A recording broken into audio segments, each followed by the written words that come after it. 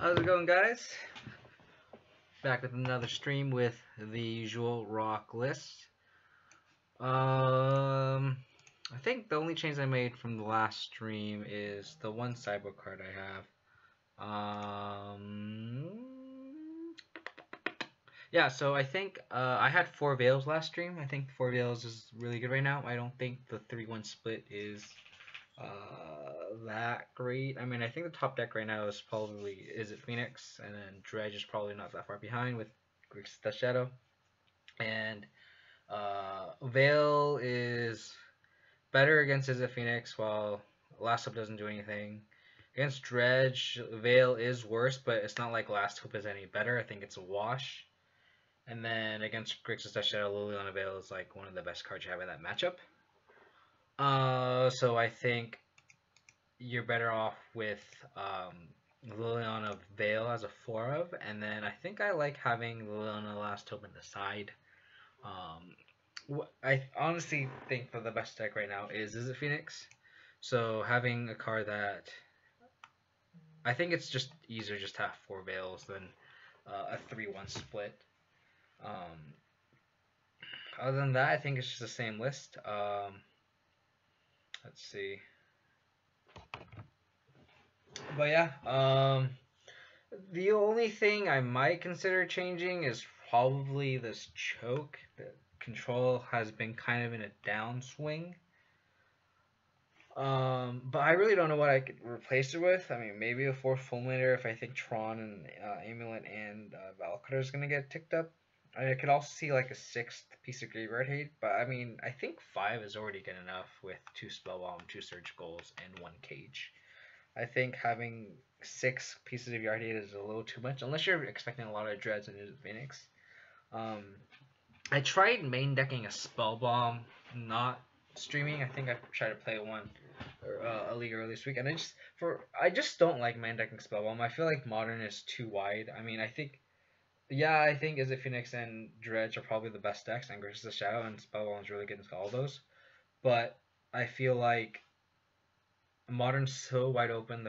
So having a main deck piece of spell it doesn't do a lot versus if you look at the grand scheme of things, not a lot in a lot of matchups. Like you'll face against like Hardened Scales, Humans, Bant Spirits, Tron, Valakut, even the Mirror, and you'll draw a Spellbomb. And yeah, the floor is like at cycles and cantrips, but I feel like you can't waste time spending 2 mana to cycle a card when you want to be as efficient as possible. And I think that's why I am a huge fan of having 2 Brutalities main. I see a lot of lists main deck 2 Spell Bombs. And I can see like going down a Decay here and a Spell Bomb, and you can have 2. I think 1 is too little to see consistently to main deck a piece of Yard Hate like how you could be. So I think you need a minimum of 2, and I'd rather just have Brutality, which does at least something in literally every matchup, than having a Spellbomb main. But that's just a deck building philosophy. Like I've made a Spellbomb for GP Portland, I've made Spellbombs for some local 2K events, and I don't know. I've always regretted it because like you'll play against a non-Zermonic Graveyard Hate deck or Graveyard based decks, but it's just I feel like it's not enough to cut something like a Collective Brutality, which will have something to do in every matchup. Yeah, this has game 1. It gives you game in game 1s against like yard based decks, but I'd rather just have a Brutality, which will just give a game across the whole field. And I think that's just a deck building philosophy where you just want some. I would rather be able to combat everything than specifically target a meta, because every time I try to meta game in Modern, it just doesn't work out. I feel like Modern is way too wide to be able to main deck spell bombs, and I'm not saying that you shouldn't and you couldn't. I even recommend it sometimes in main deck spell bombs if you know your meta. It's just when you're playing at a GP, when you're playing online, when you're like my local meta is I play at the Channel Fireball Game Center, and when you play those 2Ks, like the meta is really wide open. I think the last time I played there, I played against Tron, Phoenix, Mardu Pyromancer. I don't remember that one. Bad Spirits. And it's one of those things where, yeah, you'll have game against the yard based decks, but I'd rather just have a card that has game against everything. Sure, it has a lower floor, but even then, I think Spellbomb has a lower floor than a Collective Brutality. So I mean, I guess that has a a lower ceiling. But I think that's why I like playing Rock compared to playing something like Abs and Traverse. If you guys have been following me, you know that I've been playing Abs and Traverse for a while, and Abs and Traverse has a very high ceiling but a very low floor. And I want something that's consistent, that's going to keep doing the same thing every game, and I don't want the deck to fold to itself. So I think that's my philosophy here. I 4-1 the league that I main deck the Spellbomb, but none of these decks I played against, the Spellbomb was good. So, like, none of these decks were yard based. I forget what I played against. Um, but none of them used a graveyard, so it was an easy cut for Spellbomb from the main deck. How's it going, Poison Lee? Hope you're having a good week. Hope you're having a happy Thursday.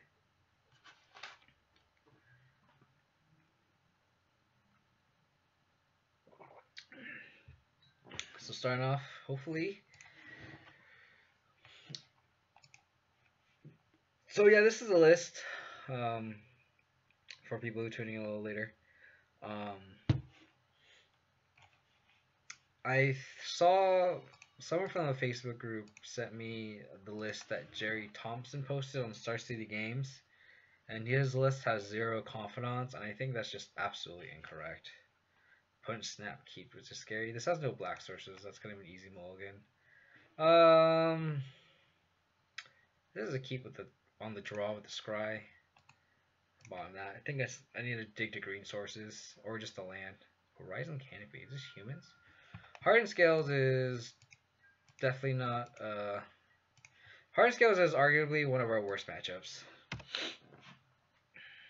I'm gonna play Rock at GP Bilbao. Nice. When is GP Bilbao?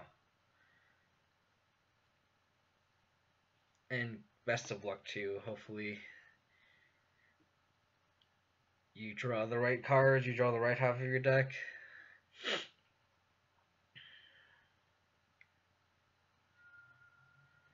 That's good for us because we can not lose tempo here. We can push on our end of their turn, play a Dark Confidant on our turn, and hope to dig to more removal. Scrying that Fatal Push to the bottom kind of hurts us a lot. Luckily, this Field of Ruin is good against their Inkmoth Texas, which is one of the ways they can steal the game against us. March 15th, 17th. So that is next weekend. Nice. Hopefully you do well. Oh no, he's just going to kill my Walking Ballista.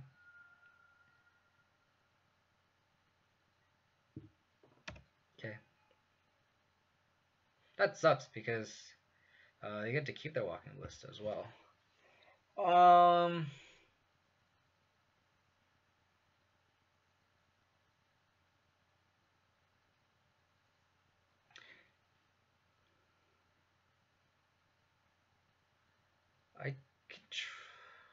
I can trade this Liliana down with this Walking Ballista.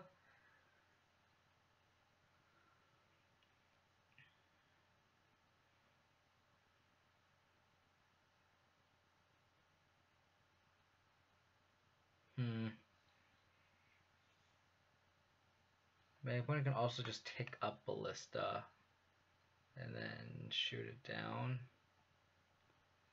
My opponent plays a land, pumps Ballista to 3/3, can kill my Liliana to 1 and bring this Ballista down to 2. I think I just have to take the 2 for 1 here, which is kind of bad. But I think I have to trade this Liliana for this Walking Ballista. It feels really bad, but I guess this is one of those situations where Elasta would have been better, but it is what it is. We'll be trying to see my cyber. I never like Leylines in this type of mid-range deck. The only type of mid-range deck I think Leylines are better is Mardu Pyromancer because you have a card that can just get value off of drawing them, which is faithless looting. Um, without a without a way to without a way to mitigate the card disadvantage of drawing a late line late, I just don't think it's worth it. If that makes sense. Because our type of deck relies on one for winning our opponent, and when we don't, it's really bad because when we draw a shitty late game card, it's just the worst. Like you just literally skipping your draw step because more often than not, oh man, more often than not, you are am I dead?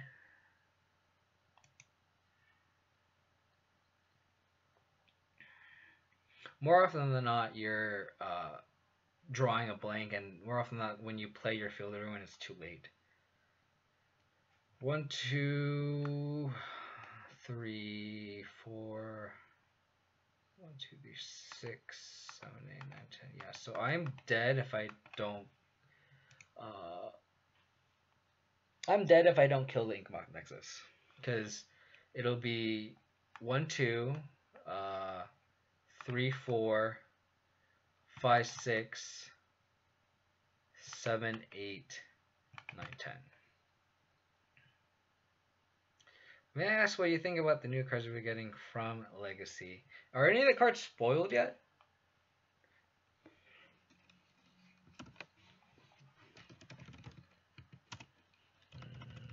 So what's the GG? I'm gonna pass the turn. I'm probably losing this game. I don't think spoiled. Theirs aren't yet.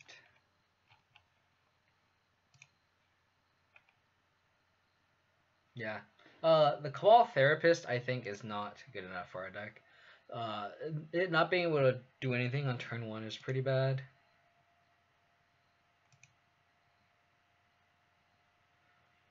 So, you don't want to kill this mid-combat because they can just sack in a response, and you're going to take more damage. I'm going to wait to end a turn.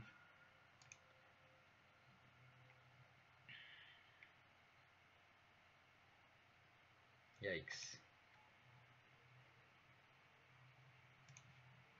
It sucks because I need to draw multiple removal spells.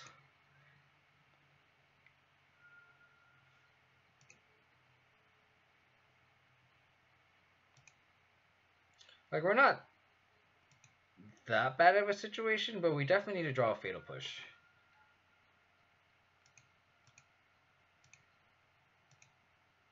Oh, I didn't search. I'm just going to scoop because we are not winning this game. I honestly think that Heart and Scales is probably one of our worst matches. Oh, it fizzled. You're right. I'm just not paying attention because we were really behind in that game. So I like to board out the Thought Seizes, and I like cutting the Liliana the Veils because they just they're able to play around the Liliana by just sacking a little Arcbound worker, and it pumps their team. This pretty much makes a little mini Arcbound Ravager for them, and then Thoughtseize because our life total is not a resource in this matchup. But I do like keeping Bops. Just drawing no removal is how we win the game. I like boarding and Fulminators because they can cheese a win against us with Inkbox Nexus. Engineer Explosives is nice because it sweeps Hardened Scales and that 1 mana card they just cast that makes more 1/1. I forgot what the card's called. Other than that, I think this is pretty solid. Versus Raj is a little awkward. The fact that all his lands were able to counter everyone, yeah, that's true. Yeah, this matchup does help. Leyline does help with this matchup, and this is also why Cletus is really good in this matchup, and a lot of people run 2 Cletus. This hand's really bad. Obviously.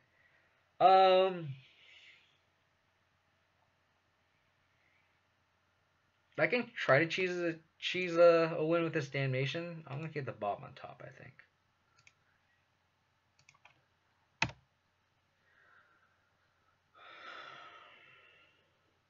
I think the Bob is a way we can win this matchup. We can draw card advantage with Bobs and then end up Damnation the board because we need a lot of help with this hand.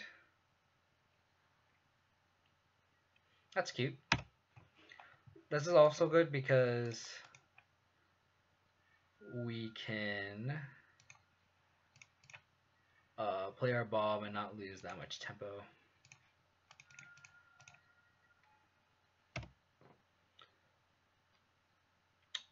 When I first started playing Rock, I was on 3 Treetops, 1 Quagmire, but I feel like over the course of a lot of games, please don't walk and list to me. Okay, that's fine.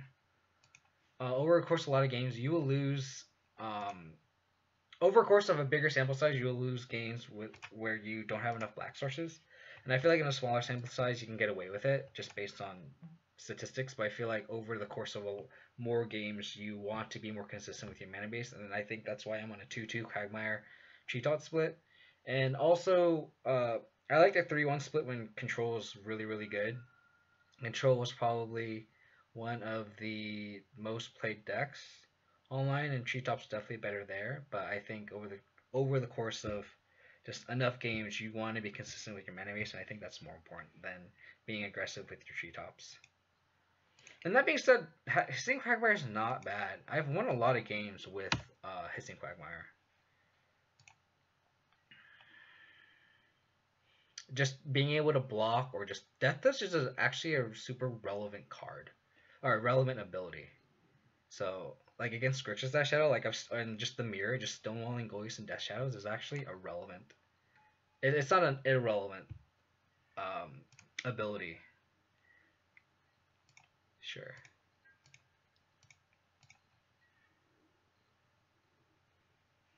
This is awkward because I wanted to have a green source for my tireless tracker.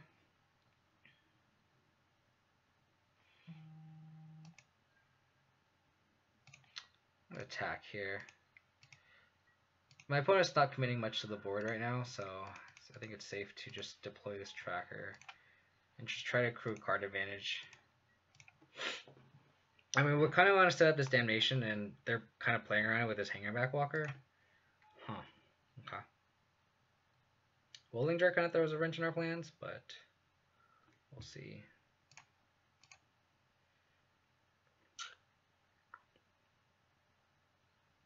Cletus would be really good right now.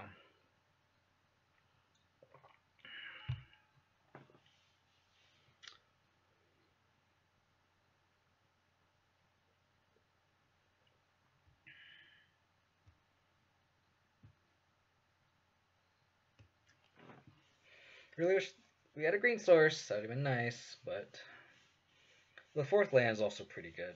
Like, we can't really be picky there. Is anyone excited for the set that we did talk about? Does anyone have predictions on what the Modern Horizons, any cards that people think will be spoiled? Or that will be in the set? A lot of people are saying Baleful Strix. And Baleful Strix would be really good against us. Just being able to stonewall every one of our threats and to replace itself is huge. I think Baleful Strix would make playing our deck really, really difficult.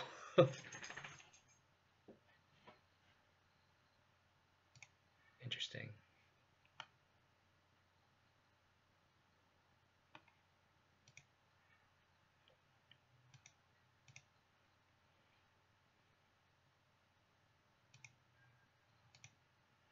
I think Counterspell would be a safe reprint. Or I guess, yeah, reprint, quote unquote.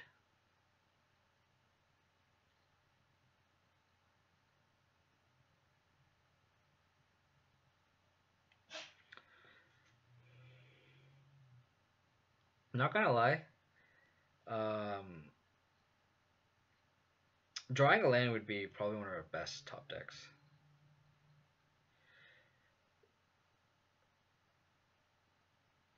Recurring Nightmare would be interesting. I think it'd be too good though. Isn't there a Judge Recurring Nightmare? Am I wrong? I thought there was a Judge promo. Recurring Nightmare. What am I opponent do? Just pass the turn.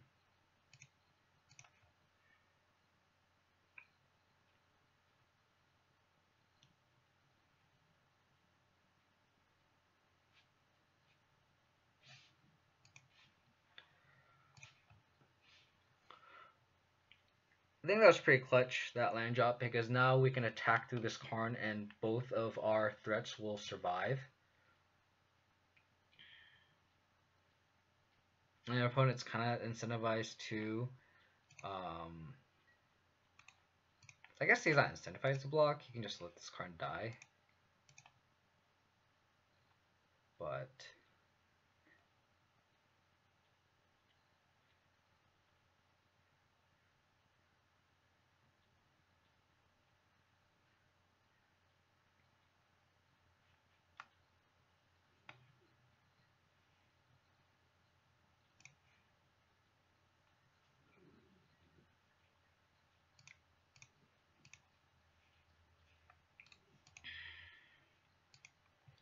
because the only way to do better one. So let me focus on this game real quick.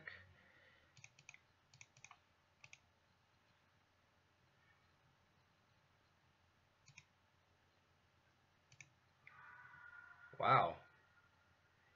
He's gonna... That's surprising. He spent the Willing Jar on that. Considering... Okay.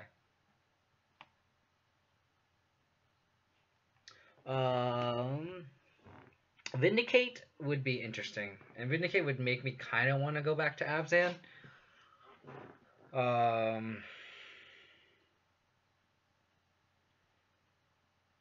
Counterspell wouldn't be that OP. I mean, we have Logic Knot, which is close. Like, we can play Logic Knot on turn 2 and it'll be fine. Like, Blue Eye Control plays it already. And if, like, Grixis Shadow wanted to play the Logic Knot, it could.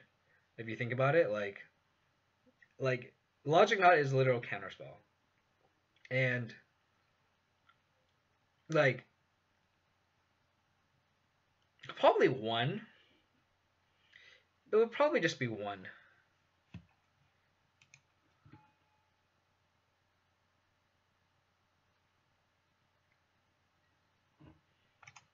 Interesting that my opponent didn't Stirrings first to get the most information.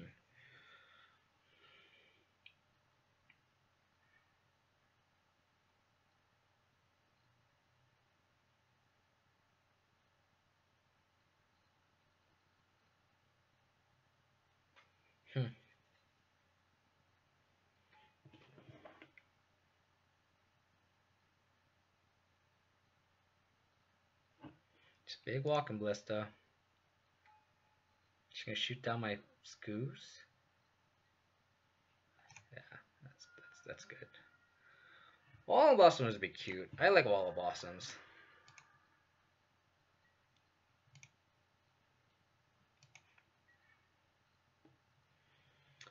Ooh, Languish. Languish.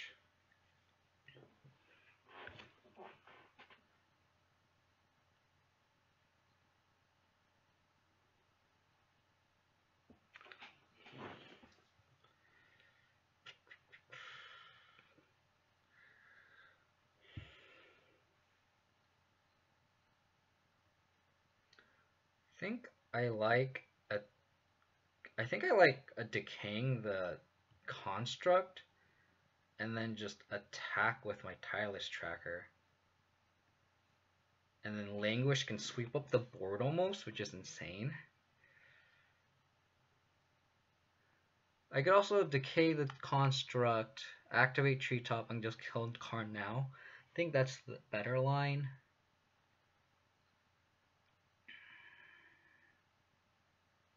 Yeah, I think decay the construct, activate Treetop, attack is our best line here. And if we trade the Treetop with the Hangerback Walker, that's fine.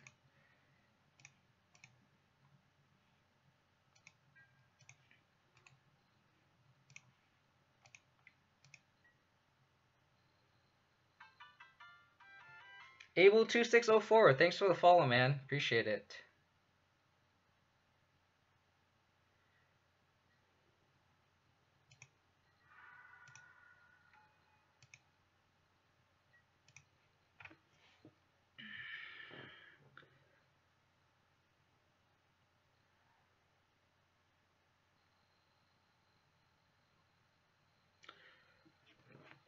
I mean, it's not like Wall of Moments doesn't like do anything extra, right? Like having 4 of that kind of ability is like whatever.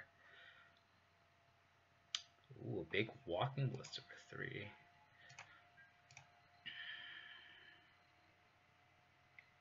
Aggressive. Untap land so I can crack a clue and language would be a pretty big game here.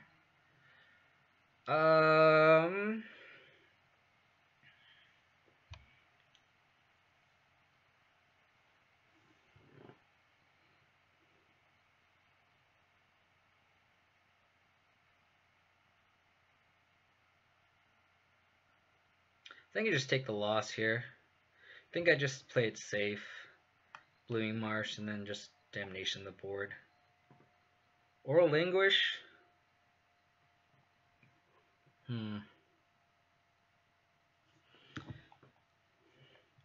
See if my opponent... Let's play the land, because we're going to do that anyway. We're not going to play a Tireless Tracker. I think we're definitely going to wipe the board.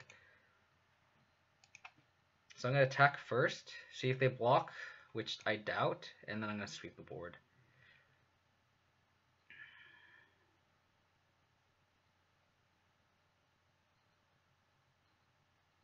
I don't think so. I think cracking the clue is definitely too greedy. Because if we don't draw an untapped land, then we're just taking a lot of damage here. I think we're at a pretty low enough life total that we kind of have to care, because we're going to take another 3, go to 8, and we're at least going down to 4 if they pumped up the Ballista, which is kind of scary. I'd rather play it safe. I think we're very ahead right now.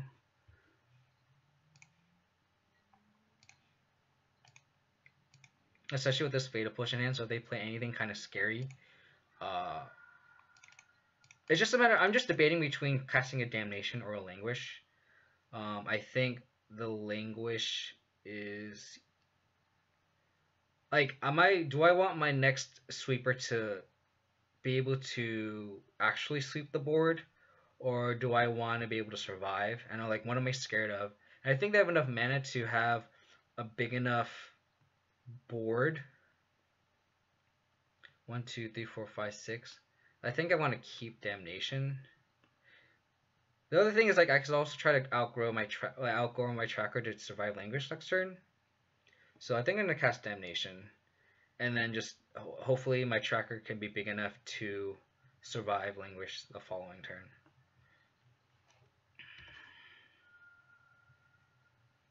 Yeah, exactly, Strange Dice. Exactly. That's fine. That's fine as well.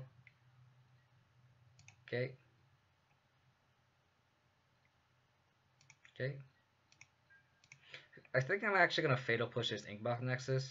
I think that's one of the ways we lose this game, is because we can't block it.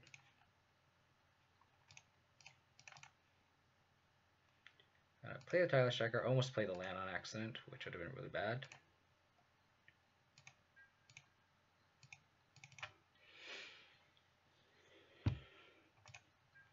What's on our opponent's hand? Probably a land.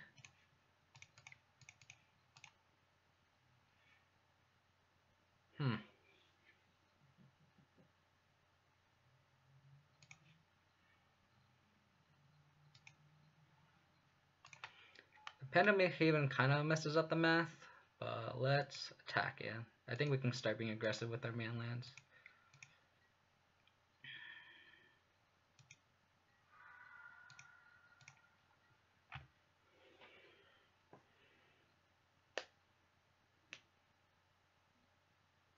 Yeah, so next turn we can, if they play anything too scary, we can set up a Languish. Crack all of the clues at the end of turn if need be.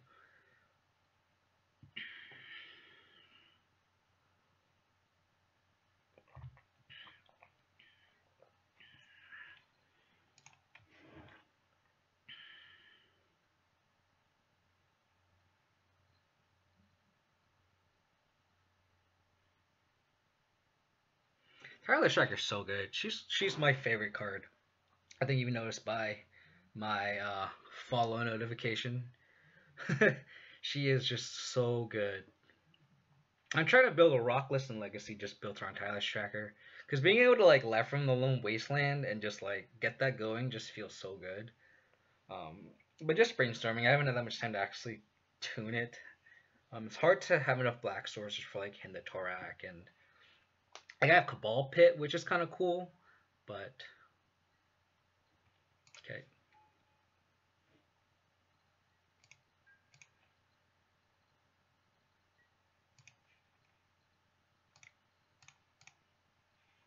Get cracking.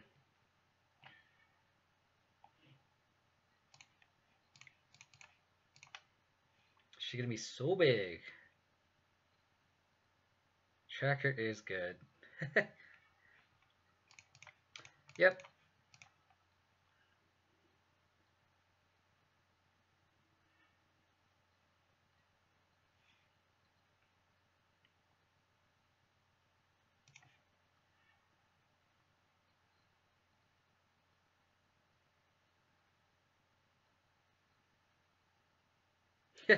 Glad everyone was on the same page. Yep.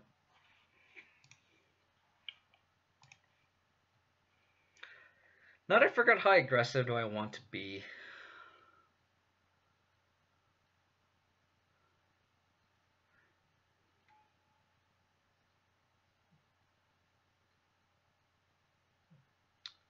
One, two. It's gonna force this block here.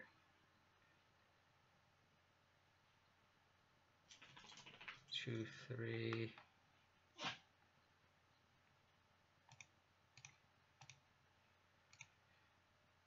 I think I like animating Treetop and then attacking, and then having this Quagmire back to block just in case.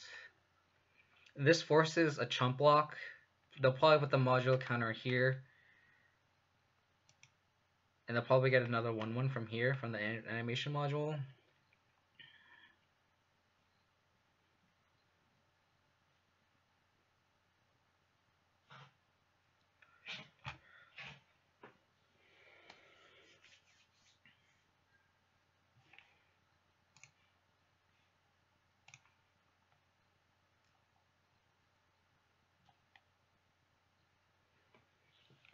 They'll probably just chump here, grow the Arcbound Worker.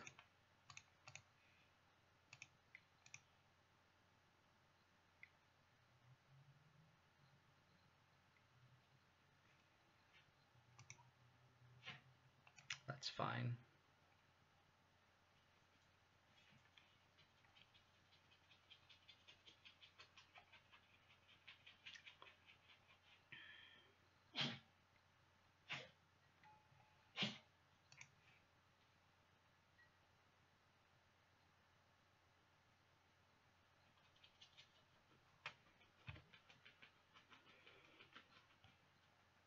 Oh wow, that's interesting. They went with that line? Huh.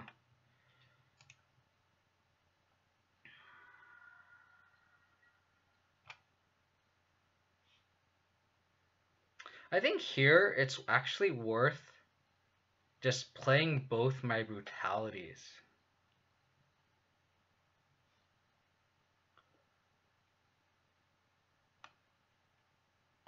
Or actually that doesn't work.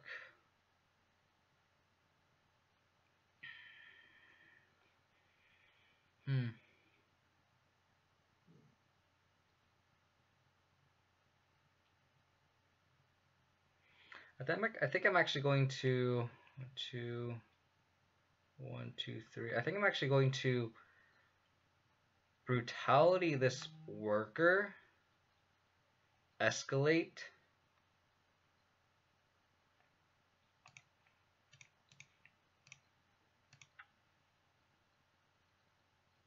I want to hold up Quagmire, just in case my opponent draws a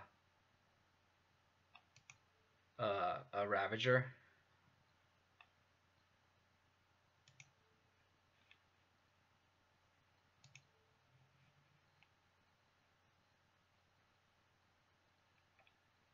I think drawing a Quagmire might be too slow. Let's do this. Because I want to kill this worker now before he gets enough mana to be able to activate this animation module. That's why I'm doing it right now. Because he needs to pay 1. So now next turn I can go wide. Oh, I actually didn't do the math. Oh, see that? So I got paid off for...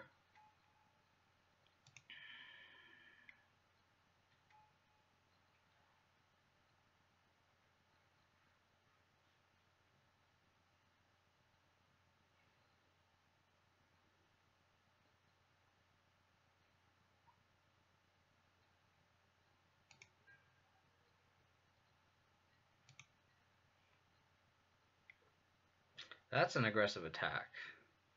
1, 2, 3. That's a really aggressive attack.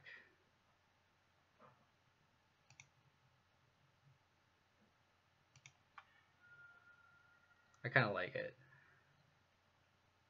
We have the block here because 1, 2, 3, 4. 1, 2, 3, 4, 5, 6, 9. That's exactly lethal. Well, I guess it wouldn't have been if we didn't crack the fetch, but we were cracking the fetch for sure.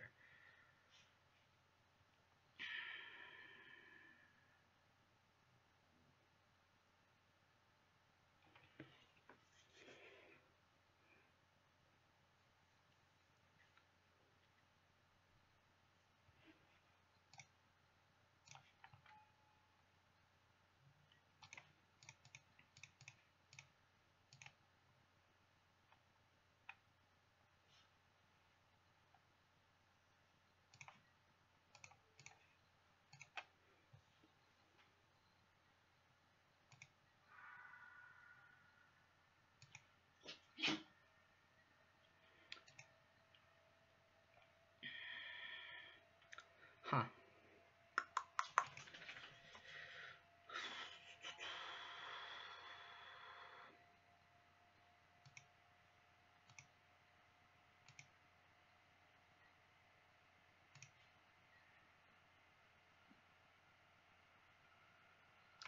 That was a good draw.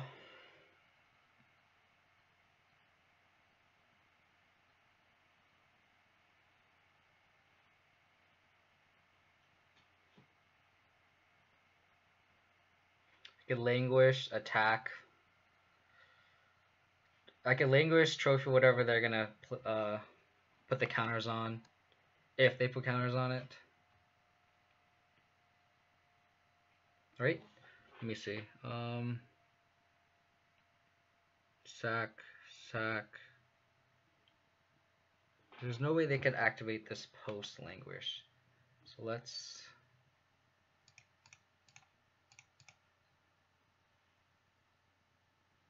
cast languish here.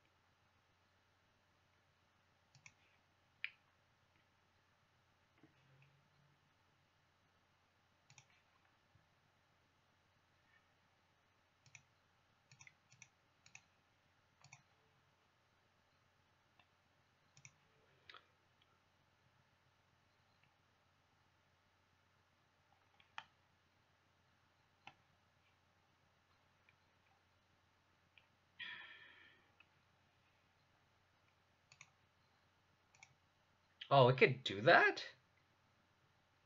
Oh, interesting. Should have trophied this before. I didn't know it could do that. That's really good. That was a punt on my part. I should have trophied this with language on the stack. I'm so dumb. I didn't know it could do that to itself. Oh, okay, that's cute. I punted. Gosh darn it.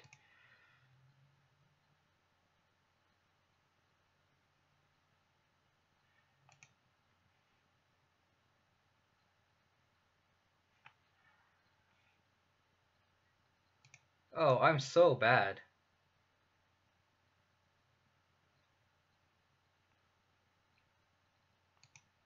Wow, I am so bad.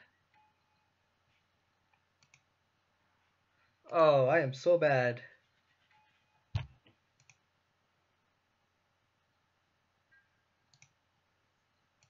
Now I can't attack with tracker. Oh, I'm so bad. Oh, why didn't I trophy the... Gosh darn it.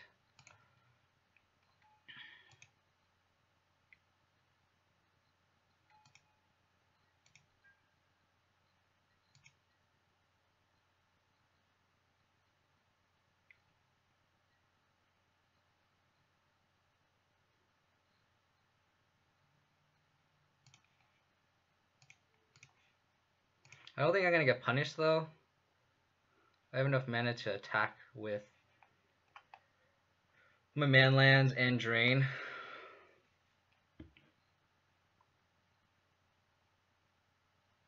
So luckily I don't think I'm punished. Animation module is so weird. Narc Revenger is not that's not a very intuitive. Huh. Oh, at least now you learn. You live and you learn. This game too is insane. What is my opponent thinking about? Well, keeping that Quagmire in hand turned out to be pretty good.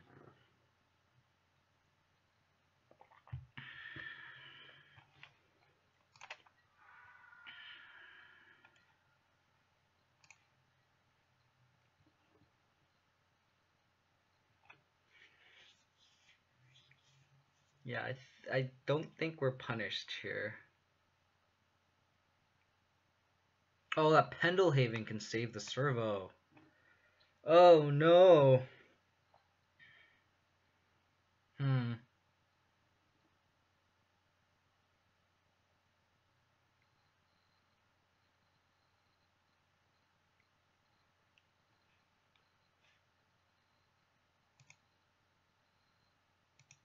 That's interesting.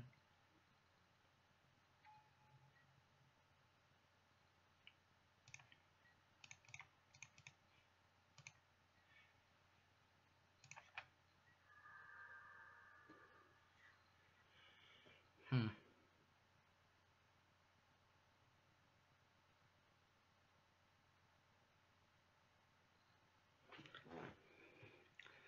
One, two,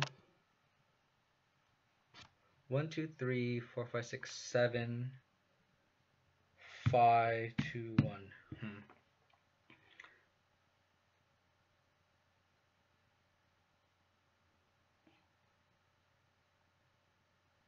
I think I have enough mana to crack a clue here. Right? 1, 2, 1, 2, 3. Let's crack a clue. That's not a good clue. I think I attack here with Treetop.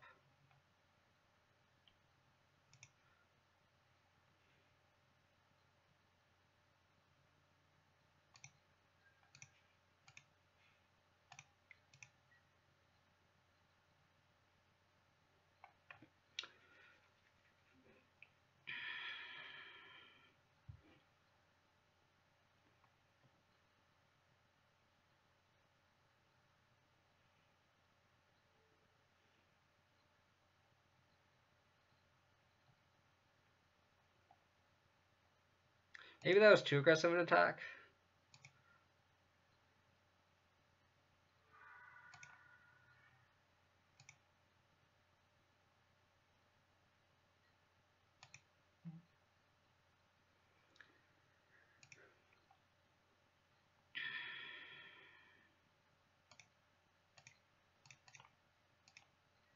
Yeah, I definitely did not play this game very well.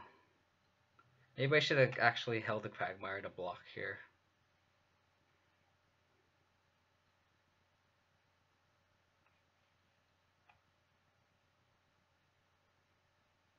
Yeah, I think I should have held up the Quagmire. Yeah, I definitely did not play this correctly. Opponent's all out attacking.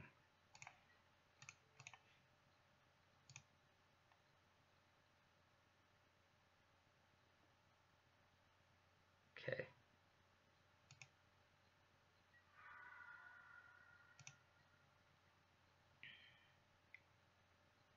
Ballista. That's the only reasonable card I think my opponent would make him. Ah, yeah. Oh, I played so bad. Oh, I could have won this game so easily.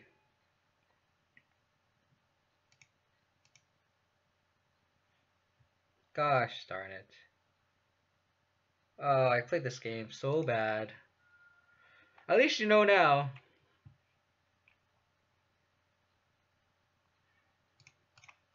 Let's see what I would have drawn.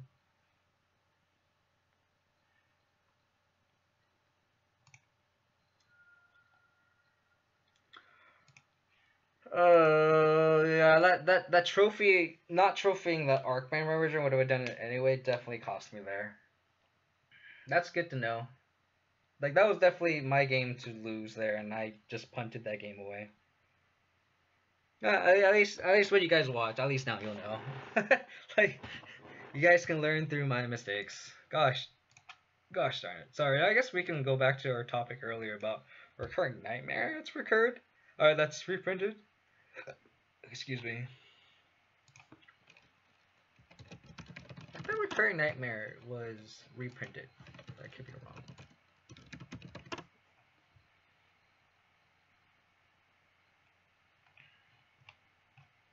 I guess there are no foils, huh?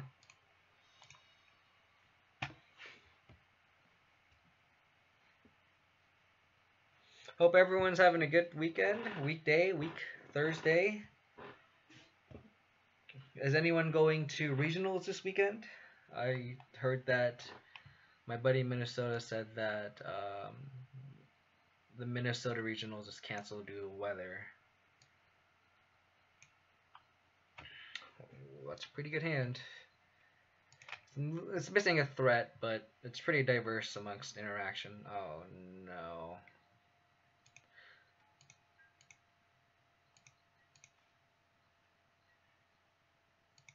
Okay, I have a threat.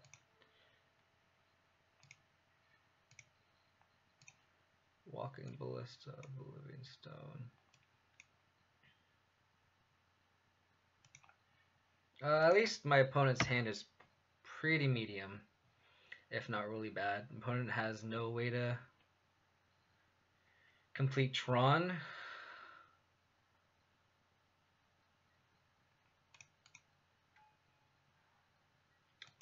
Wow, just the nuts, huh? Just the nuts.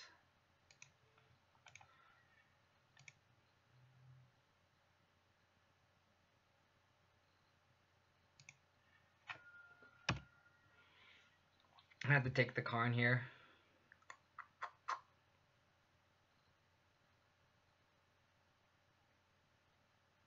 I can't keep him off Tron forever, but at least I have an answer to the Walking Ballista with Fatal Push. The best card I could draw right now is a black source. Any black source. I could... Oh.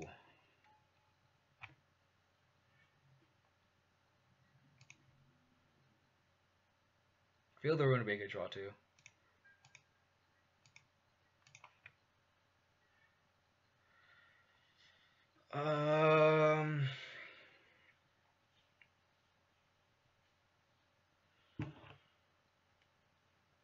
I know 3 out of the 4 cards.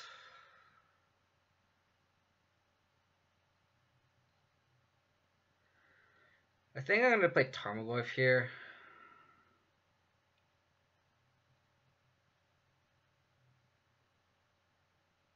I feel like we're so behind right now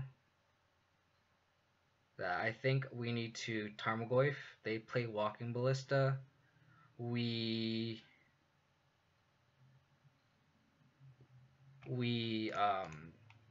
Hope to top deck a black source and we can trophy and fatal push. If they go like another Tron piece and then just play a big threat, then sure. But I think trophying them right now is just so tempo negative.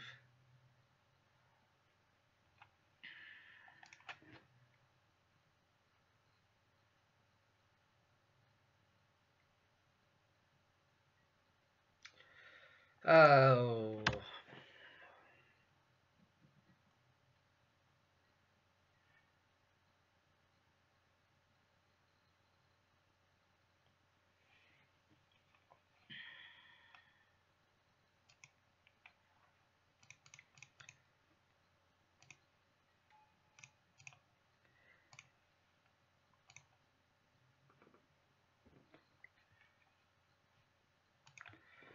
Yeah, we were definitely not winning this game either.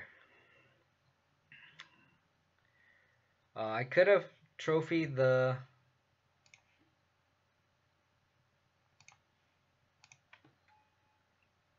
I could trophy the Karn and then play the... Oh, okay, I'm going to concede.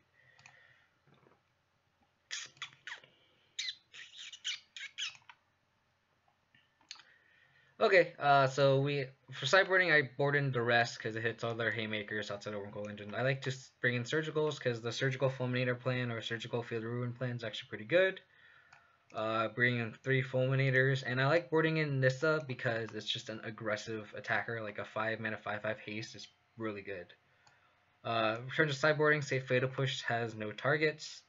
I like boarding out Click Brutality, and I like shaving a Scavenging Ooze because I feel like they board in Relic of or they have Relic of Progenitus. So taking out a Skooze, since it has nothing to eat, is a reason to shave a copy. I mean, you still want more 2-drops just to be aggressive, but you don't want. I don't think you want 3 Scavenging Ooze. Other than that, I think we're okay. Not drawing our 3rd land was really bad for us. This is a really good hand. When Inquisition and the Bob is how we can win the game. Hopefully you just don't have natural Tron. That's how we lose, obviously. This hand is really bad. I'm going to take the Walking Ballista because that is an answer to our Bob when we pass a turn for it. So I think Ballista is the easy take here.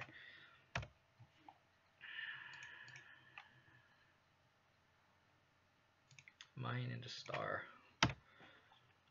We just need to hope they don't draw into natural Tron. So hopefully this Bob will dig us into a Field of Ruin, so I can Field of Ruin into Thoughtseize.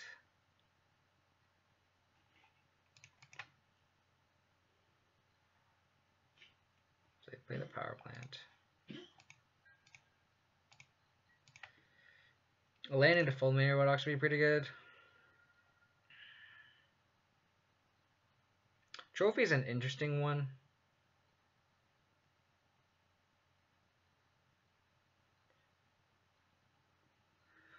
We Thoughtseize were kind of banking on them not having natural Tron in hand.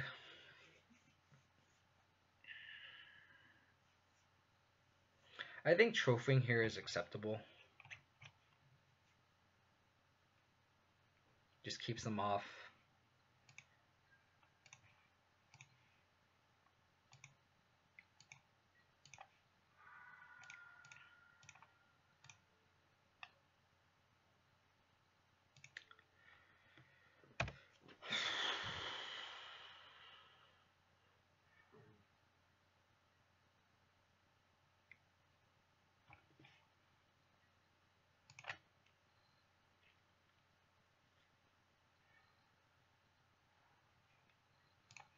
Come on, Field of Ruin. Land Fulminator. Land Fulminator. Let's cast Thoughtseize first. See if we can nab a threat.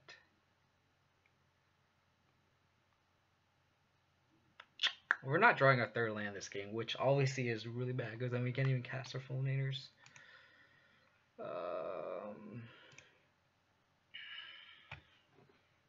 This is just a really awkward game against Tron. Like, we can't keep him off Tron forever.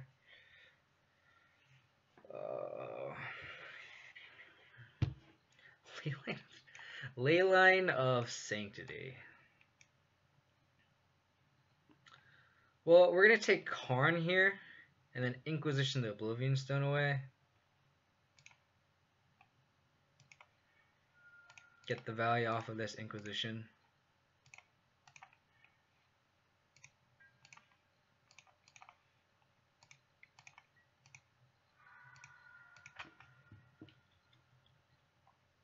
Because even if they draw Tron, they don't have anything to do with a mana. They draw Tron, they have nothing to do with the mana.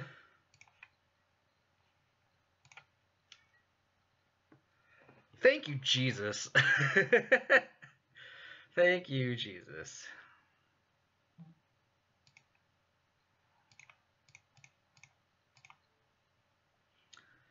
Field around the power plant away because we already killed 2 of them.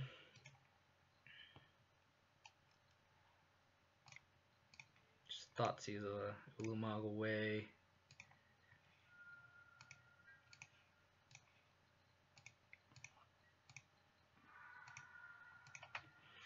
If they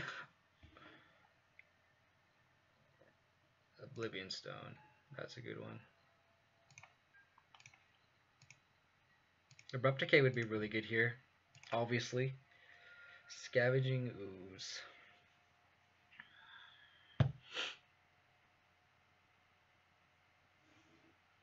They have 2 Leylands in play. I'm going to Fulminate them right now, so it keeps them off 5 lands.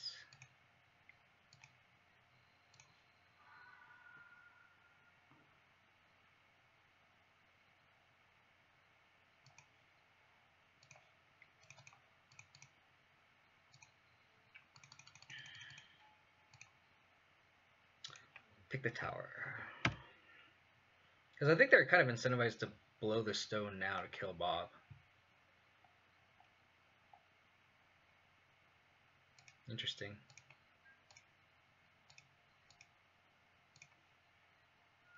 Oh god, so good.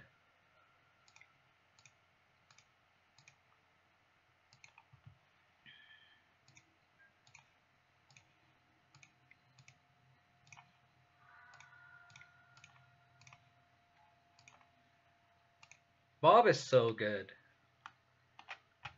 That stupid Jerry Thompson article where he's like, oh, Bob hasn't been good since 2004 or whatever he said. It's like, I don't know what he's talking about. Bob is single-handedly winning this game against Tron for us.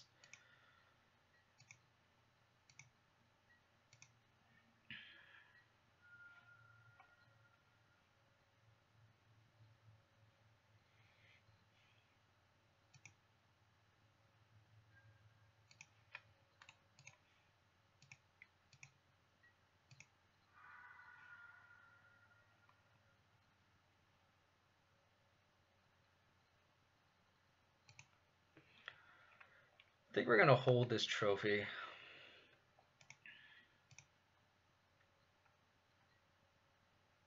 Because I don't want to ramp him into a Wormcoil, because then that's really bad for us.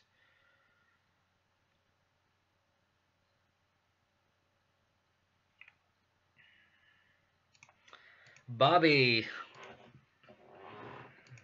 Clutch Bobby. I don't think our game plan changes pre-board or post-board, so just keep this going.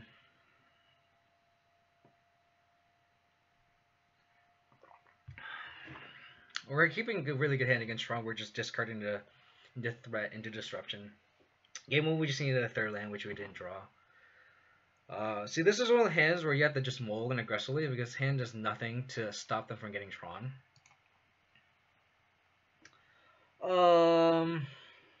This hand's close.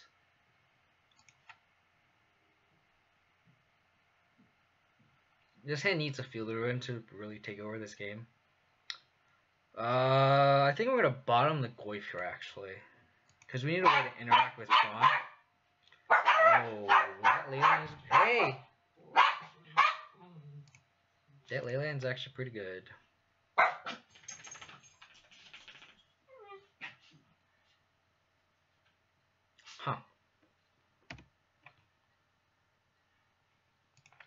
Black Source would be really good here.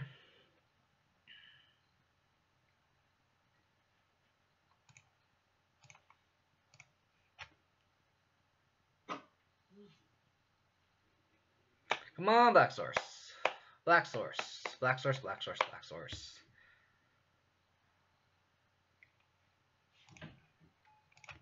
Black Source. Black Source. Not another surgical. Oh, come on, Black Source. We'll see how this. Is this how this league's gonna go? I'm just not gonna draw a third land. Oh, come on.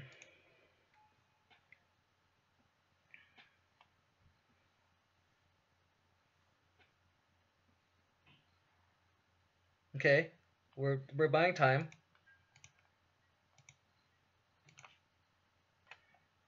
Oh my god. I mean, our opponent's not drawing good either. He's far off Tron too. Oh, that relic. No. Okay, that's good. But that relic's really good. That they popped it. Oh, the second? No. Oh my god.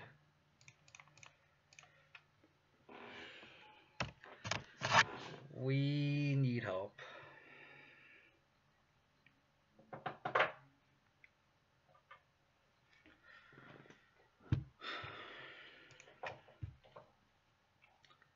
So we have 18, 17, 16, 14 draws.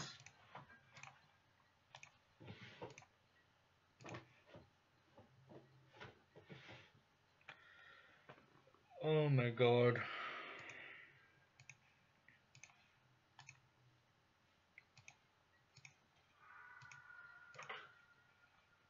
We're like discard. We haven't drawn a third land on a third turn like this whole league or this whole match.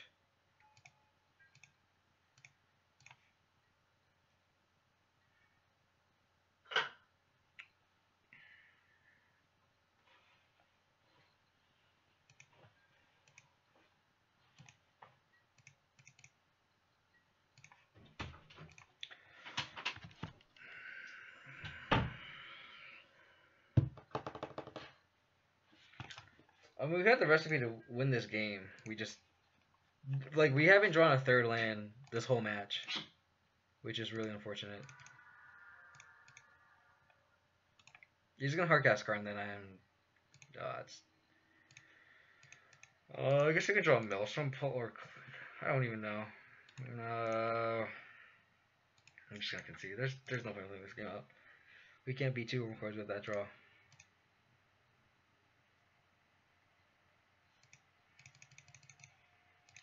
That's soul tilting.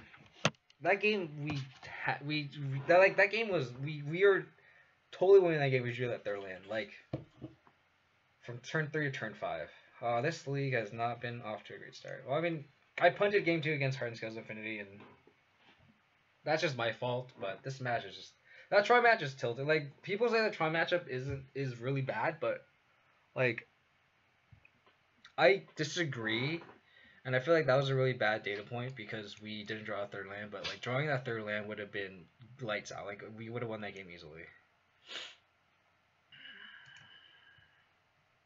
Sure.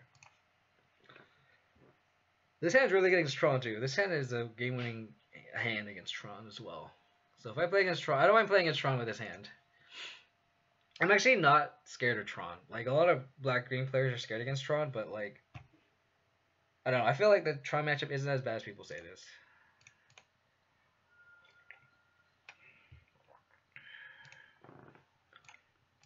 Basic swap to save our life total, and we are against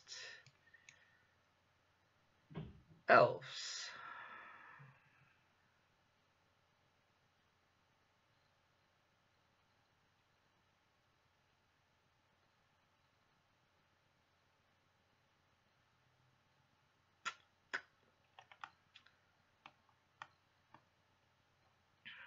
I think I just take the 2 for 1.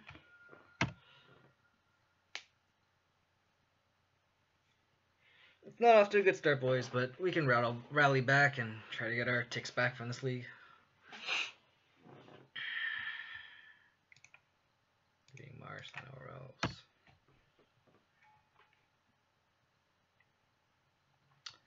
I'm gonna take Bob. I'm gonna play the Bob here. I think we need to draw into more removal. If they go crazy with the Heritage Druid, they go crazy with the Heritage Druid.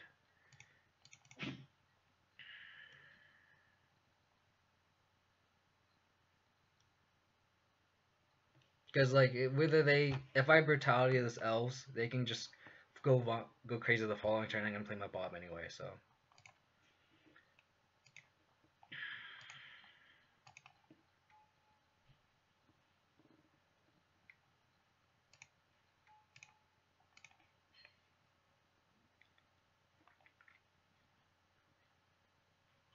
There it is.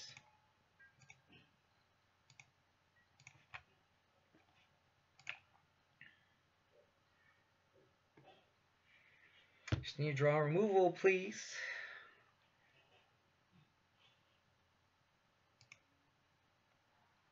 I think I'm gonna brutality escalate here.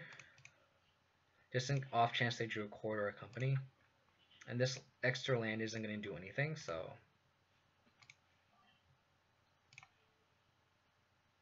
And this rewards me for not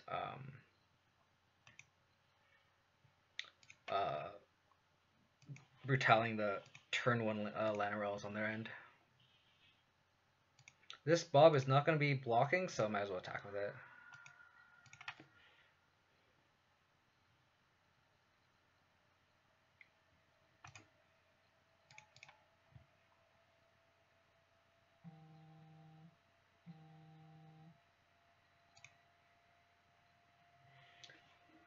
So we are in. It's pretty even now.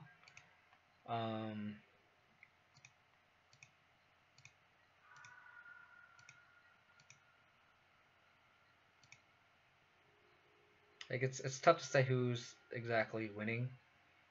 They have all the mana in the world, so I don't think casting this Fatal Push is gonna be a winning game plan here.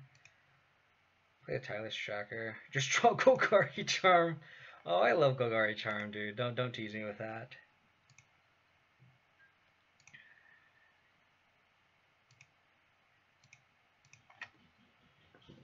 The only thing I'm thinking about Fatal Pushing is a Lord. Because all these 1/1s aren't really going to do anything.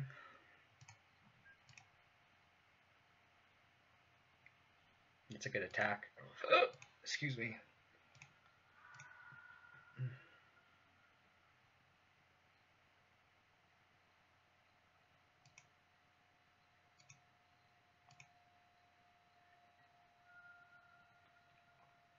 Dark Confidante.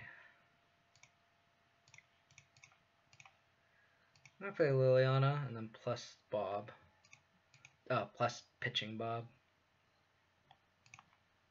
Wow, what do they have in their hand? They kept it Overgrown Tomb on top? Interesting.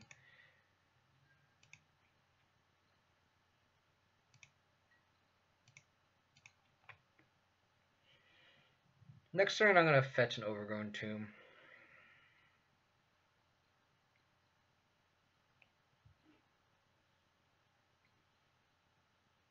Yikes.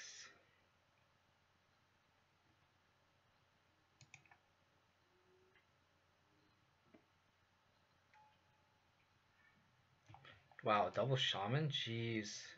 1, 2, 3, 4, 5, 6, 7. That sucks. Wow, that's just perfect.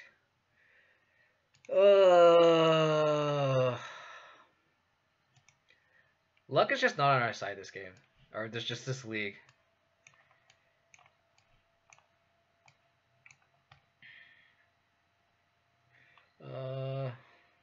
Don't like Veils. I think I'm going to cut. So I don't like Veils. Would have survived if Golgari Charm. If only I had a Golgari Charm main. If only I had a Golgari Charm main.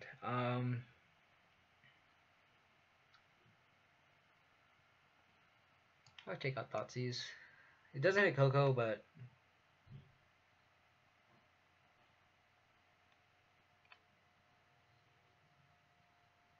on the draw, I might cut a tracker for a Thoughtseize on the draw.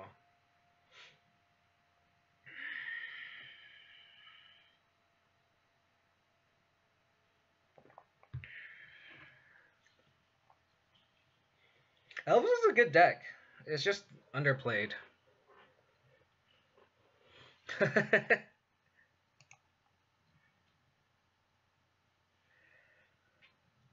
This is a lot of interaction to pass up.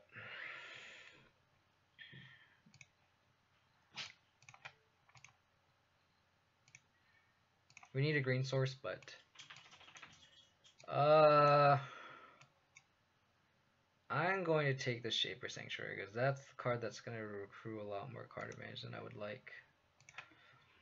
And then I'm going to Thoughtseize a Collected Company away next turn, and then all that's left is an Abrupt Decay, which I can just play through.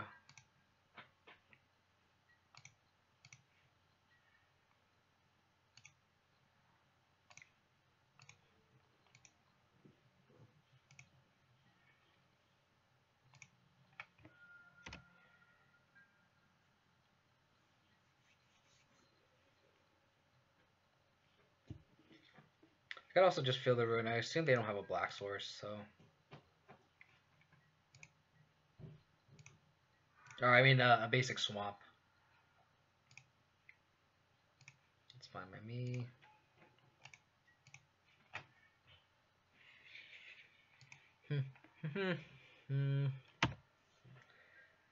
Our Feel the Ruin mana base is definitely making it awkward. Like, we're having the really low lows of our deck this league, which is unfortunate.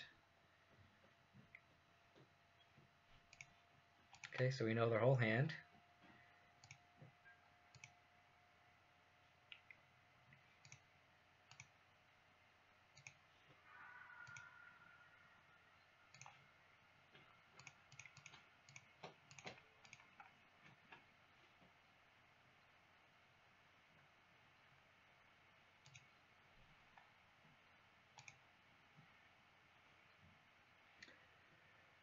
I think I want to keep my Scavenging Ooze around, so I'm gonna play my Tarmogoyf first to bait out their Abrupt Decay.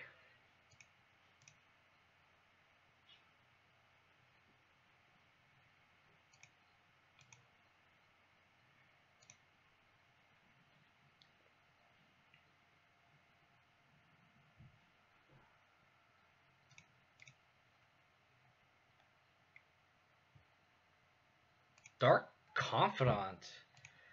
Wow, I like it. I like it. I like it.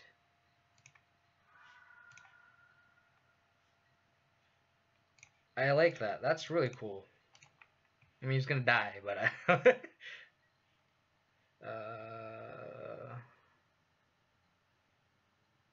I think I'm gonna play my most mana efficient card here. Sorry, I'm gonna be more mana efficient and play this Tireless Tracker. And the next turn, if I wanna Fatal Push something, like a 3-drop with Feel the Ruin, I can.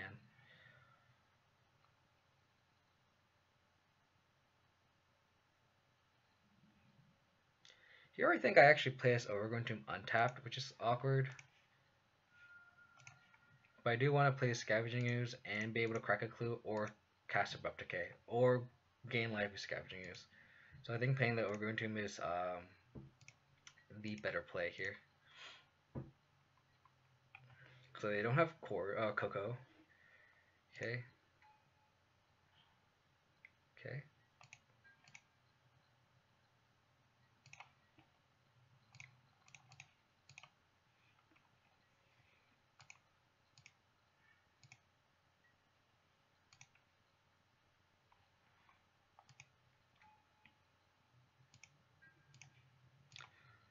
Gonna attack with this tracker here.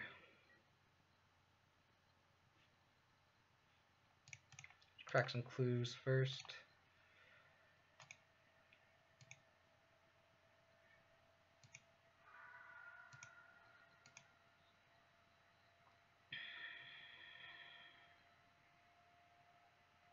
Definitely a good spot.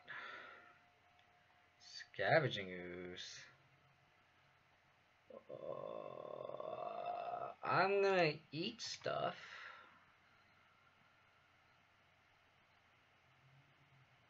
I'm gonna eat the creatures. So my opponent's scavenging ooze can't be that big.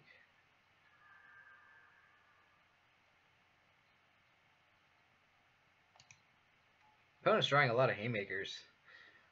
And like it's kind of like a weird mirror match. Dark Confidant and Scavenging Ooze.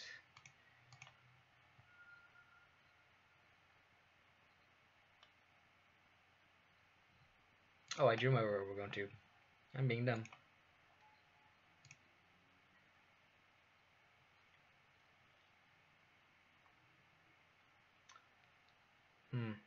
I'm gonna attack with this Tireless Tracker again.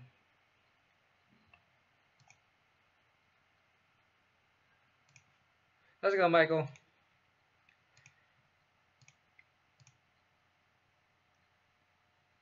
Because there's no other creatures are to grow the scoos.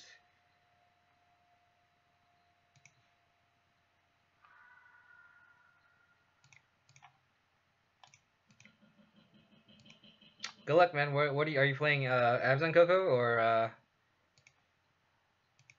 Amulet?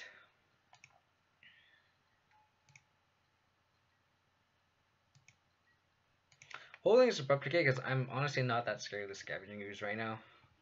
Like, sure, you can just eat all my stuff. Like, I don't care. I'm gonna pass priority. Because like the only card that the scavenging really affects is Tarmogoyf. So it's sure, whatever.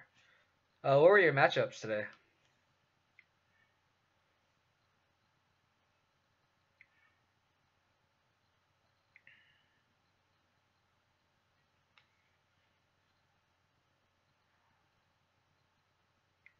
Okay. That was kind of an early concession from my opponent, I think.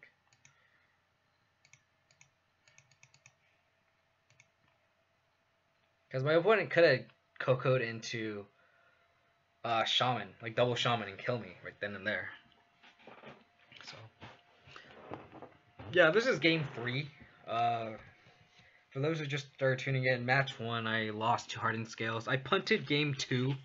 I could have trophied my opponent's Arcband Ravager with Languish on the stack, and I just didn't. And I didn't realize my opponent can what's the word?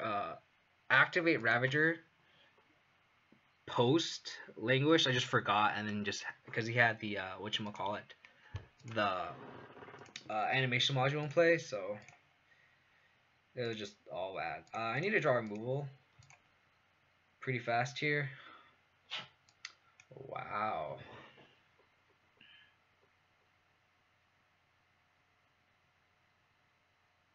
I'm going to play the Bob since I don't have removal for the Bob. My opponent can't play either of those. The cards I'm scared of. Where else?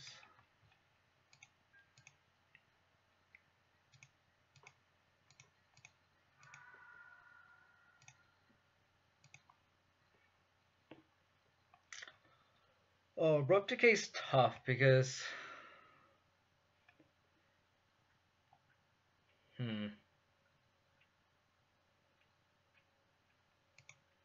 kind of want to play Bob here. If they Azuri, I could decay it, and if they Shaman me, they Shaman me the following turn. I need to get a little bit more lucky here. I just need to draw no more removal. And I think Abrupt Decaying in Elves is a losing proposition because then I don't have anything for an Azuri.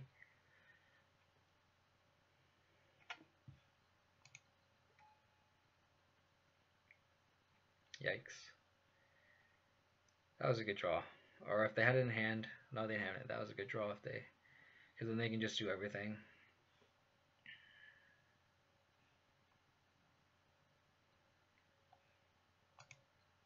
Ah, they're just gonna do everything.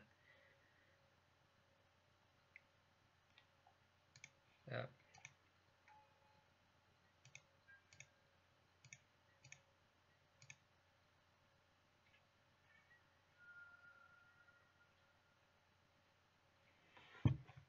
Hmm.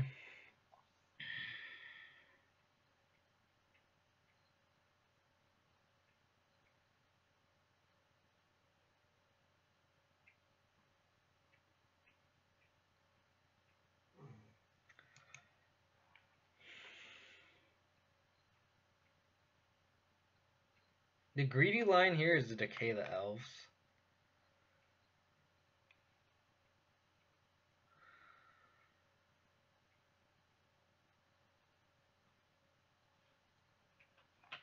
He's gonna be able to regenerate an elf anyway, so I will just decay here.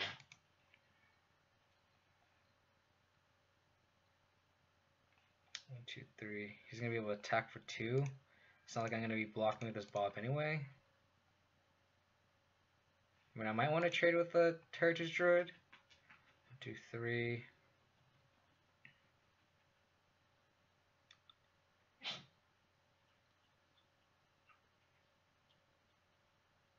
I could have also Most Impulse the elves. I think that was a little too fast for me to just decay this.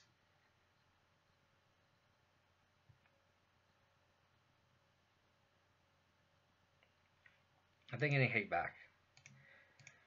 Because I might want to block here. I think I'm actually gonna take a trade.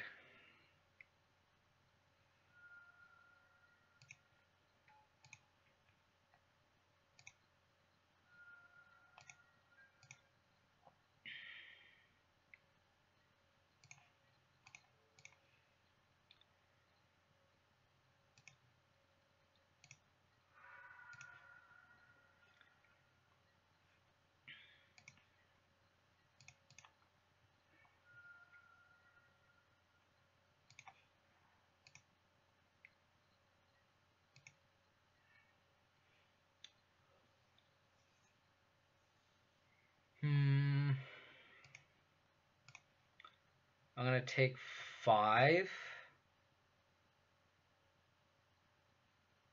from the Shaman.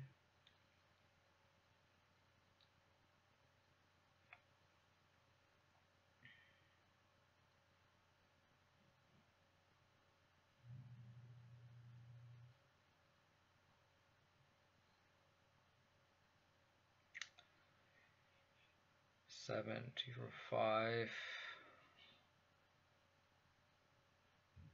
Block.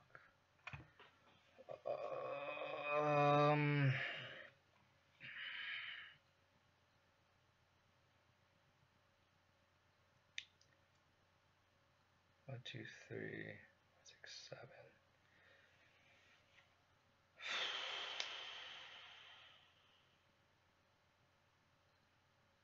2, 3. So I'm gonna take 5, go to 3.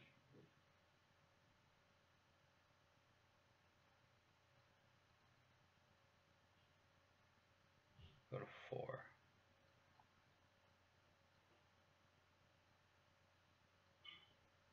I can't fetch. If I fetch to play double 2-drop, they kill me. Because they drain for 5, I go to 3, I go to 2 from fetching, and they can just go around my attack. So they have Xaxes.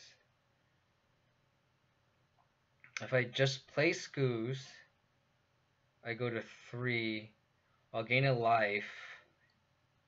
No, I can play Scoos and pass. I can block the Shaman and then gain life with the Scoos.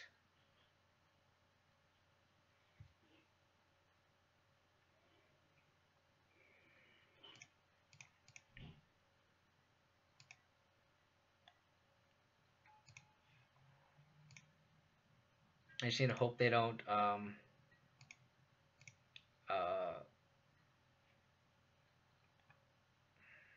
attack with the Shaman, which they probably will. I don't see why they wouldn't.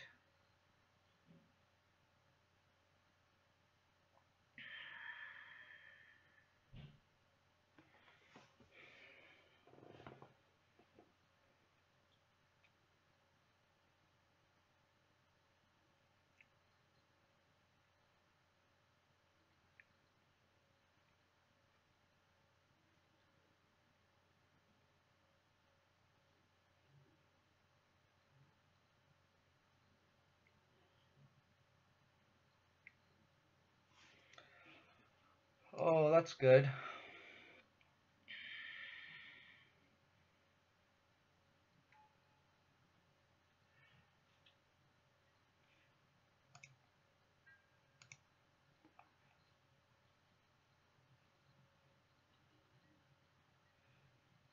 Wow.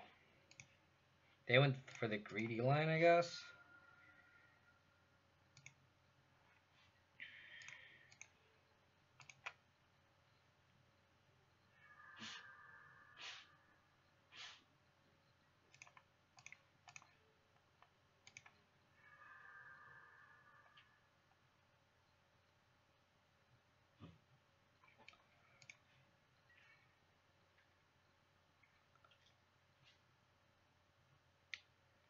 Um.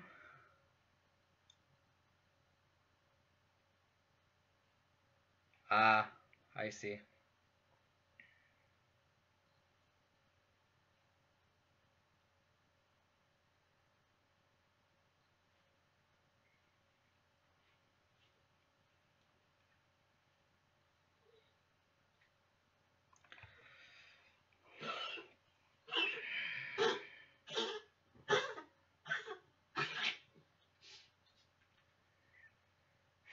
I think I'm gonna pulse the Zuri and push the L's, and then that leaves them. They need to draw a land, a black source to cast Shaman. If they don't, then it's whatever. And if they do get a black source, I get hit for 4. I think that's that big of a deal.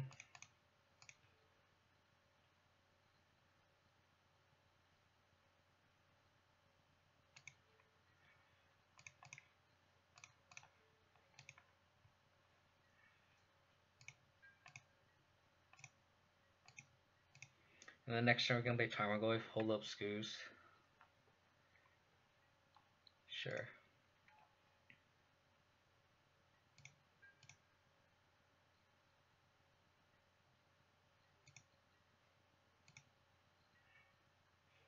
That was a good draw. Timely Inquisition.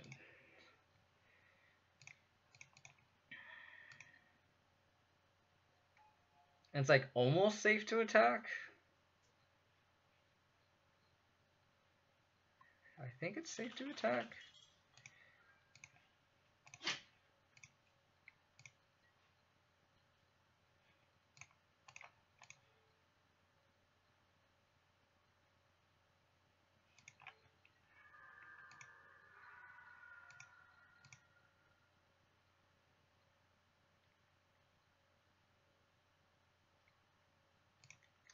Yikes. That was a good draw. I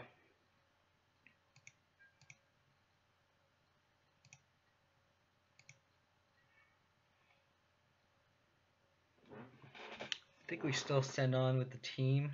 Play tracker, play land. So we have blockers. And can still gain life.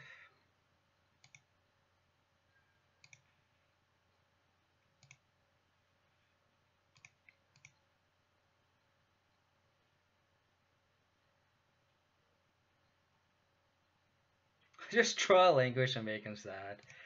I'm gonna try. I'm trying my best here.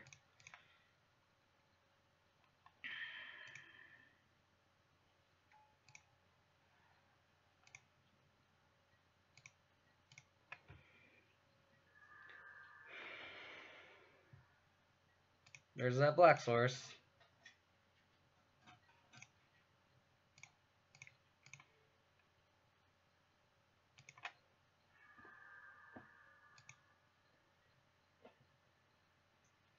Wow. That Cletus is good.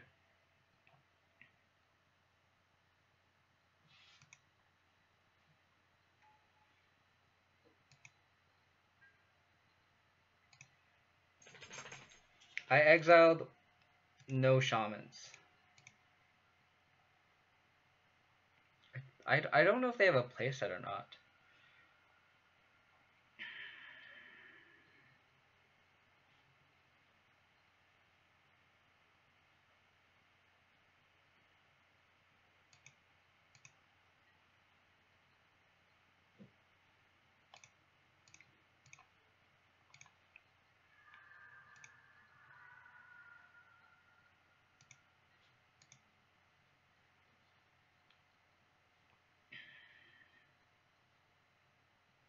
Wow, that was insane. That was an insane game.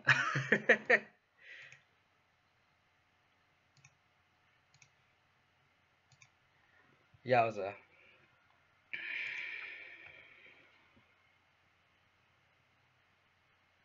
I actually don't know how many um, Shaman of the Packs elves usually run. I don't think it's more than three, right? Let me see. GG, dude. Hope they can rattle back some back-to-back wins here. I don't see elves here. Elves. Just blind.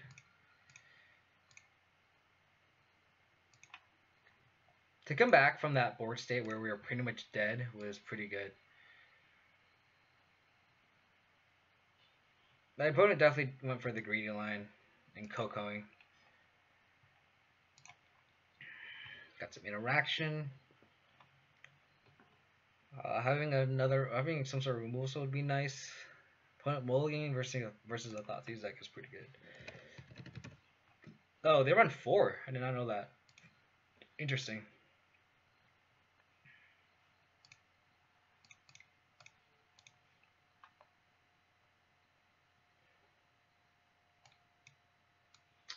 Ah. Good old Amulet. Michael, you tuning in right now?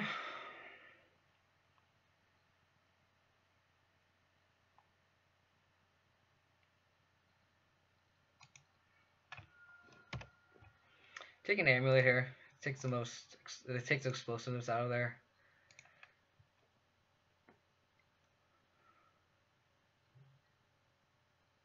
Okay. That was a really good top deck by them. Fatal Bush. That was an even better top deck.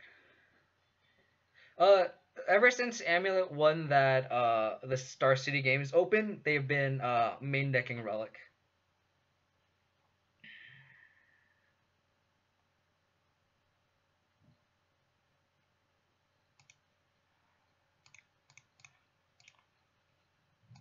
I'm gonna escalate here. Take their Summers, Quack Killer, Secure, Tribe, Scout, pitching the Quagmire.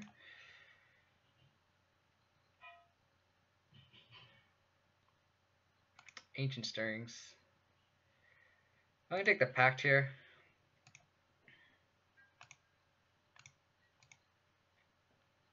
Just keep taking away their ability to cast, to be able to get Primeval Titan.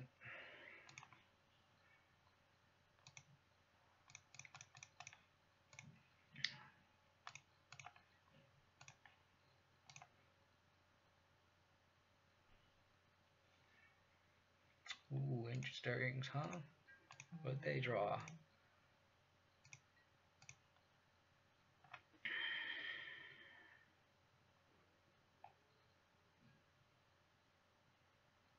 A land would be our best draw because we can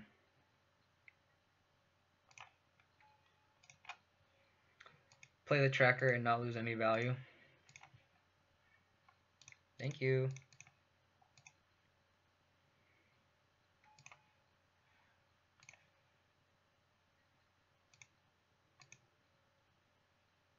So our opponent can actually cast Titan next turn.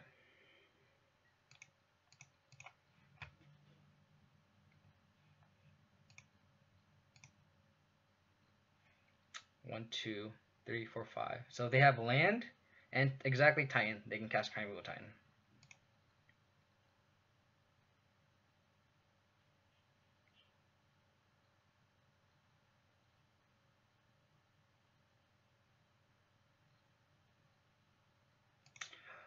Wow, that was good. That was a good draw. Well, it also blows up their own Coalition Relic. But, I mean, they're so far off casting Titan right now. Well, now they're very, very off casting Titan right now. I don't think I'm gonna feel the ruin right now, because this mana can't cast Azusa or any of the green spells, and I don't want to give them basic forest.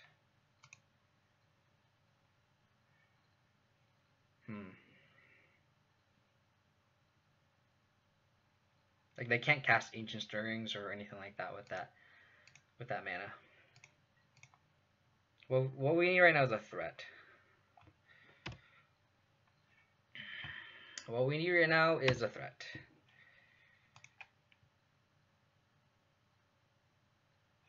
Because we successfully interact with our opponent.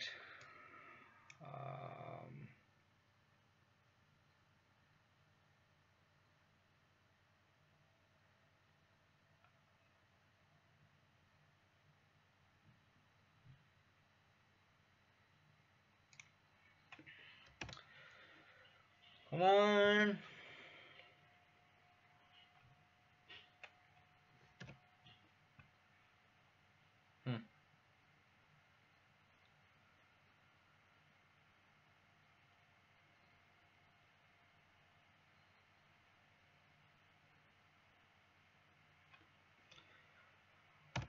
I don't know what this thought is.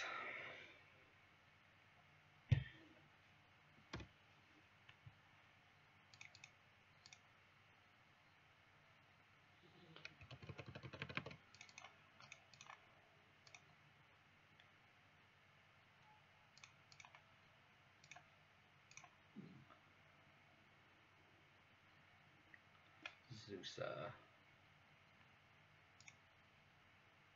I'm gonna sandbag this Thoughtseize. Hopefully they play a land and I can Thoughtseize and then plus Liliana. I could also just end a turn, decay something like that, so then I don't lose any tempo. That's why I didn't cast the Thoughtseize. So I'm hoping they play something and I can just decay whatever they play, and then I don't lose. I used my mana very efficiently those last 2 turns. So I just Thoughtseize. Take the Primal Titan. Plus. So now we're just kind of back to square one. 1, 2, 3. I think I'm gonna wait one more turn.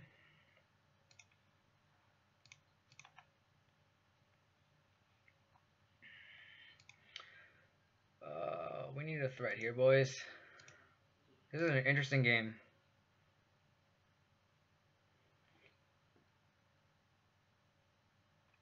Wow, they conceded? That was an early concession because I am not drawing a threat. That was a really early concession. Fulminators are good. I like Damnation. Because they board in stuff like Hornet Queen, and being able to answer Hornet Queen cleanly with this Damnation is pretty big game here. I'm gonna bring in explosives. It's an answer to Amulet, and it also is an answer to Hornet Queen. Normally, it's not a clean answer to Hornet Queen. They still get the 2/2, the actual card, but it suits up the rest of the board, so you can go around them. Nissa is normally I would like Nissa against like the big bandit decks like Tron, Valak, because it's a 5/5 haste. But they have like Colony Garden. That makes the 0/1s, and it just makes trying to aggro them out with a Nissa pretty hard. So I like to cut the brutalities. Brutality is really good in that matchup, but on that game, being able to strip a Summoner's Pact and killing just a Chisakura Tribe Scout. But I think we want to be really efficient here, and I think I'd rather just have Fatal Push because the duress mode really doesn't do anything. And speaking of, I think we should just cut 3 pushes. Just go like that. I don't like the duress here Because we want our discard spells to hit Primeval Titan, and at least Inquisition can nab a Sakura Trichara Zeus on the draw versus Duress can't.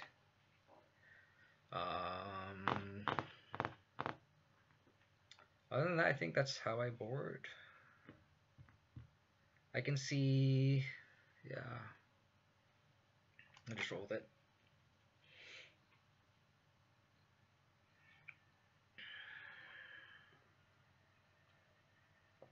Awkward hands. Awkward hands all around. This is how it's gonna be, huh? Kind of force to keep. I have turn 1 discard into Liliana. Could be worse, I guess.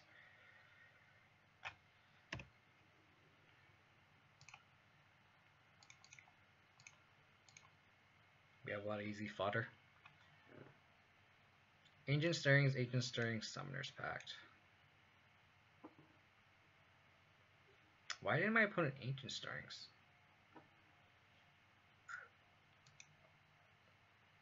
Gets to play around discard spell, I guess. But he already has another Ancient Stirrings, though. I don't know. Maybe he wants to go double Ancient Stirrings? Doesn't make sense to me, but what do I know?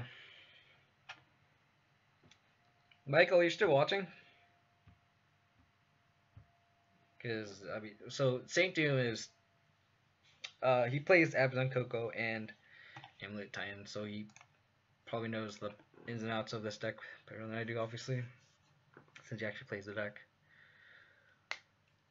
I mean, his hand's pretty Thoughtseize proof.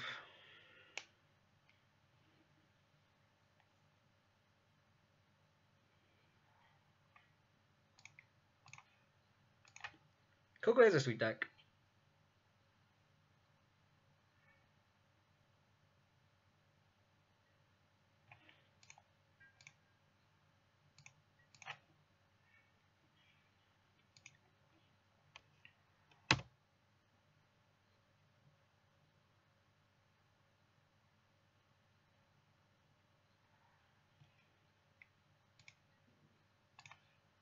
Okay.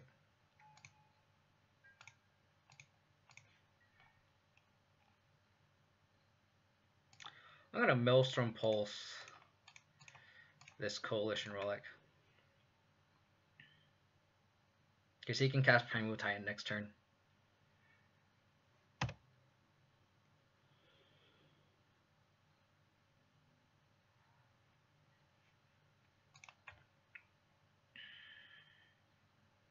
And this Fulminator Mage is gonna be so good.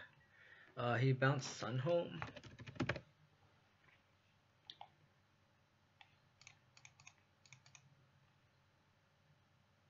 Technically, I can play my Liliana here and start plussing, because I'm not going to get Primeval Titan yet.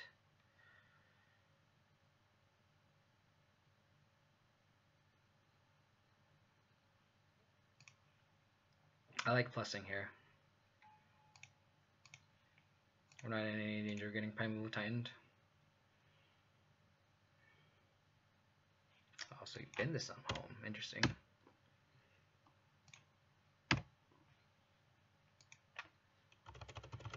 Yeah, Michael actually 5-0'd with it, I think, earlier today.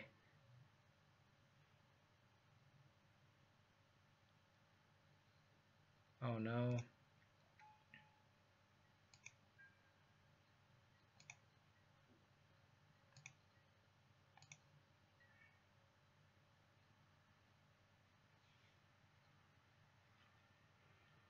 I don't think it's worth trading a land for my Assassin's Trophy. I'm just gonna let my opponent pop it.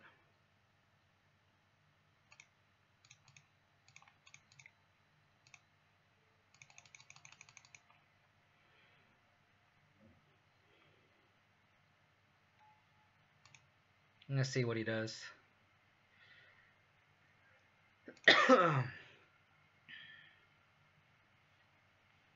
He should pop this explosives. Is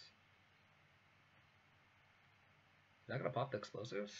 I'm gonna just blow up the growth chamber now.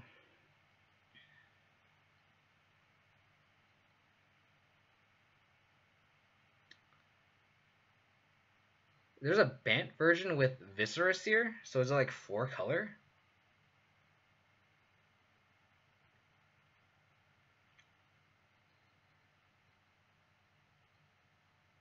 That seems super greedy, having the 4th color there.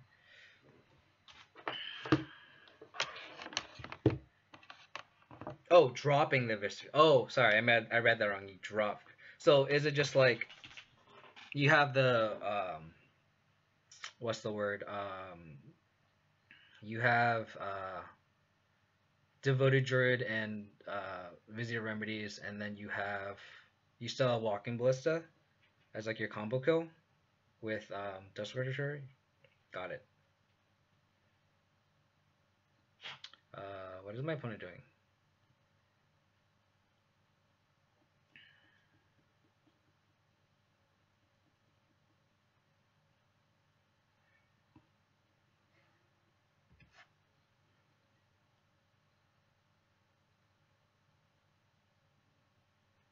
Interesting, my opponent didn't crack the explosives.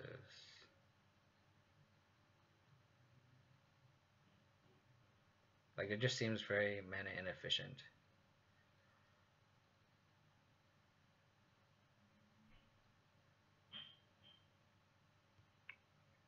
How do you like Ronis? Because I know a lot of Abzan Coco players have went away from Ronis.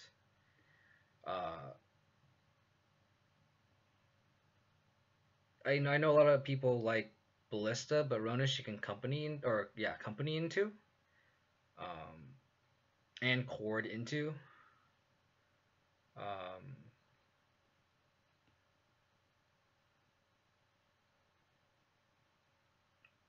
why didn't my opponent crack his E? Interesting. Interesting.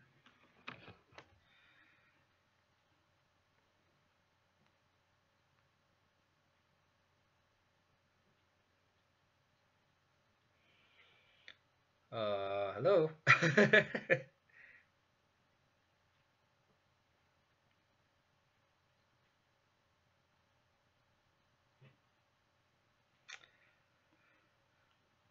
think Ronis is pretty stable. I just don't like. I guess Ballista has a lot more utility because it is a removal spell. Like I like Walking Ballista. I ran Walking Ballista in Abzan Traverse actually, because it fuels Delirium. It's a versatile removal spell and it can be a late game bolt. And Ronis doesn't do anything. So I guess if you're gonna combo, I guess Ronis is kind of overkill, while Ballista is kind of like just a versatile card just in itself.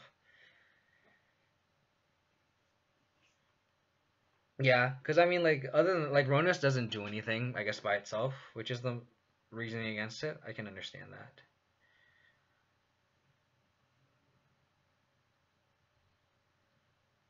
What is my opponent doing?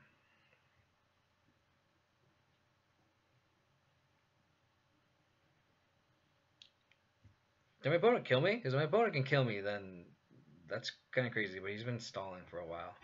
Since my opponent is just kind of AFK, let's go to my 75. If you guys have tuned in a little later than a little late, this is my 75 that I'm playing currently. Currently on 4 Veils main with a Last Hope in the sideboard. That's the only real major change I've had since GP Oakland, GP Portland. I'm playing with the sideboard card slots and the because I had like a Kitchen Finks, I had a Golgari Charm. The rest of the sideboard's kind of been pretty solid. EE's kind of a late inclusion, but I think it's all the Rockless have been running in, and I kind of like it because the max you can do is for 2, so that's kind of the downside. But I feel like there's enough utility, like against Hardened Scales, against Amulet, actually, just being able to blow up Hornet Queen tokens, blowing up Amulet. Not having the 3rd color is not that much of a drawback, surprisingly. What is my opponent doing?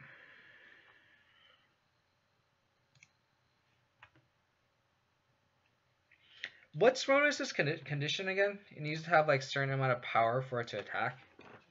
It's like, was it like 10 power? 4 power. Which is, I guess it's kind of difficult because you have a bunch of dorks that have zero power: Birds of Paradise, Noble Hierarch, um, Devoted Druid. Um, so I can see it being kind of tough to activate. That's Death Touch? Jesus Christ. So it would take 6 mana to pump like a mana dork. So I can see why it kind of just sits there and doesn't do anything. I don't know. I don't know.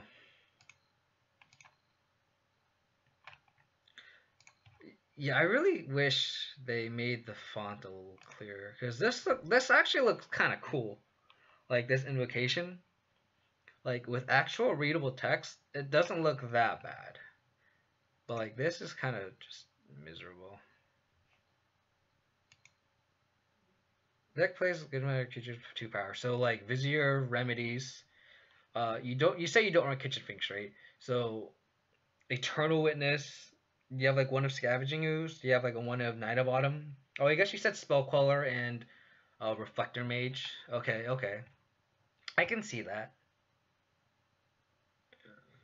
Excuse me. I just like being able to Coco into a win con. Never playing the deck, so don't take my word for it. But I think I'd rather have a win con that I can Coco into. But I mean, I think Michael has a better opinion because he's actually jamming the deck. He actually top aided his Star City games. I forget what it was. It wasn't regionals. It was the event. I think like 2 weeks ago he top aided with Abzan Goku, and he doesn't have Ronos. He has Ballista, I think. So my opponent has lost connection. Okay, well,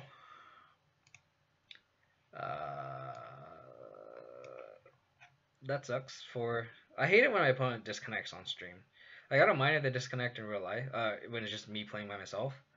But like when I'm streaming, like I want to provide good content, and then just making the viewers wait because my opponent lost connection. It's kind of late. And we can talk about other stuff. I mean, we can talk about the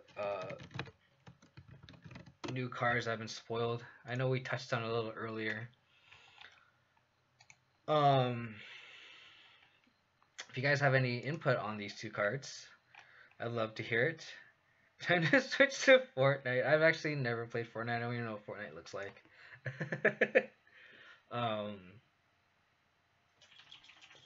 But yeah, I think this Cabal Therapist is a little too slow. The fact that you have to play it and then you can't activate until the next turn is kind of a big game. You can't go... I guess you can go turn 1 this guy, turn 2 Thoughtseize, sack it, and then take whatever. But that's such a tempo negative play. I don't think it's just... You don't want to... You want to cast your discard spells on turn 1. Because there's so many good 1 mana spells in the format. Amulet, Shriekhorn, a Mana Dork, Ancient Stirrings, Expedition Map. The list just goes on and on and on. Like if you want to take a bolt to protect, or a bolt or a fatal push to protect your creature, like a Dark Confidant or a Tarmogoyf, you can take an opponent's discard spell.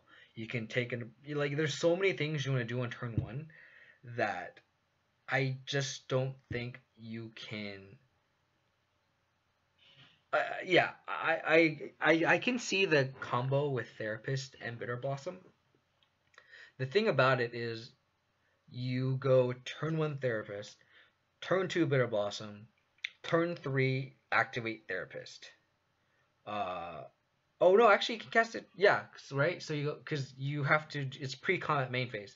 So the earliest you can do that Therapist Bitter Blossom combo is turn 3, and the discard spells lose so much equity after the first few turns, right? Like, think about like Tron, right?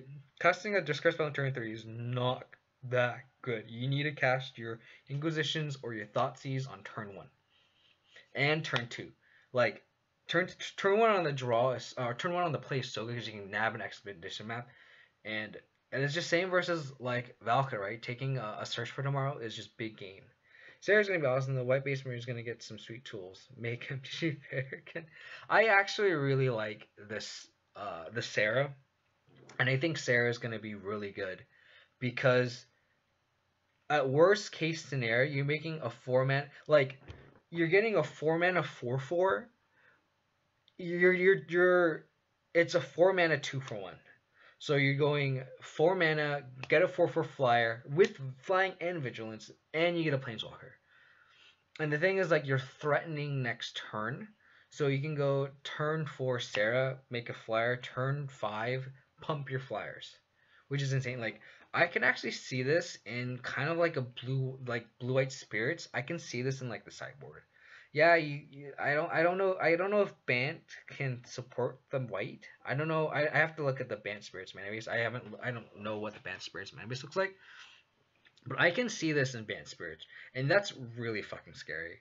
Cause like you have Coco, I guess, but then if you needed like a sideboard like just mid range bomb, like if you need like I can see this as like a one of, cause just going turn 4 +1/+1 your flyers make all your birds of paradise insane is big gain, and then just making a 4/4 is really good as well. Um, and then the worship is not irrelevant because I feel like Bant Spirits already plays worship. So I don't know. I think Sarah is definitely modern playable. I don't know if he can play it in Abzan. Maybe he can play it in Abzan just because with Lingering Souls, like Abzan midrange. I don't know if Sarah is better than Gideon. Being able to block uh, is it Phoenix is not irrelevant. It just sucks because with Abzan midrange's mana base, the double white is very, very difficult. Um, yeah, I guess I'm talking from a rock standpoint.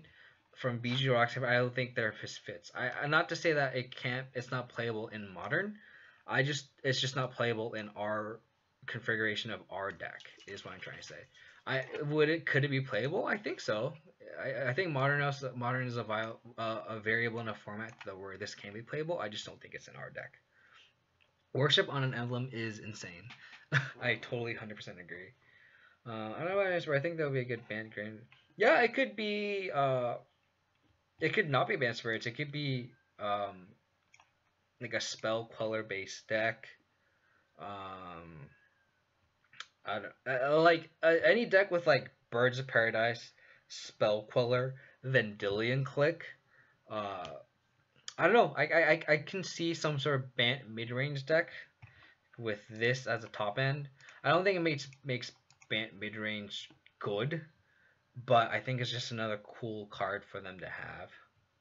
I can also see this just in like tokens, like black white tokens, because I think all the tokens in that deck are flyers, like Bitter Blossom, Lingering Souls, Spectral Procession, um, Midnight Haunting. I think this Sarah just fits perfectly in that deck. Um,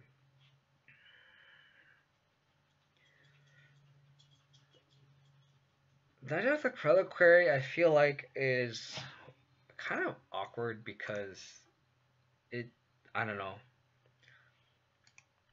I want to say Night directly just isn't good enough because there aren't cards, there aren't lands in the format that you want to tutor up that are silver bullets. Because in Legacy of Wasteland, you can combo kill with Stage Depths. You have Maze of Ith. You have oh gosh, the card that Tabernacle to like cax creatures. Like you have so much utility in the lands that this is kind of a hard key because I need a green source, but I think I'm gonna keep it because you have a lot of draws to a green source, or just to a color source. Where in modern, the only real card you can really fetch up that's scary is like a Ghost Quarter, which synergizes well. Magus of the Tabernacle. That's spicy. What am I against? Humans?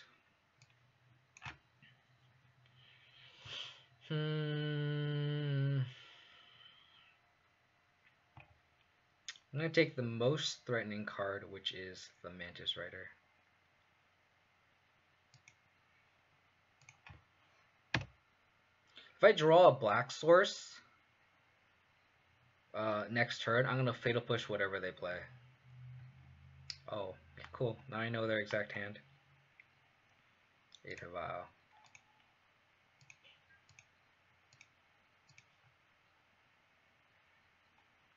That's a fine draw as well. They have a Reflector Mage for when target, but we just have to play through it.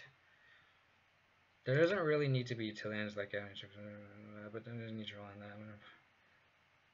Yeah, but you're making a 3-mana beater. Like it's you think about it this way. Like Tarmogoyf is barely playable right now. Like think about that. So it's like how can we say that? How can we say like a 3-mana a 4/4 is playable, right? Like I think there needs to be a better utility in Lenzamar to make Knight of the Reliquary over the top. Not to say Knight of the Reliquary is bad. I just feel like Knight of the Reliquary needs more utility to be like super playable tier 1. You know what I mean?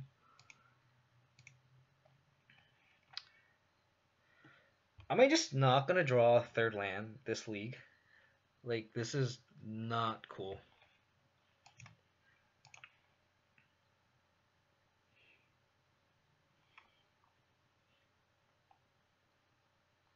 Not to say that we're like super behind,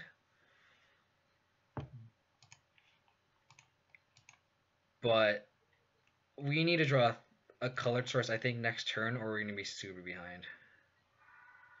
Because I would have liked to Liliana this turn.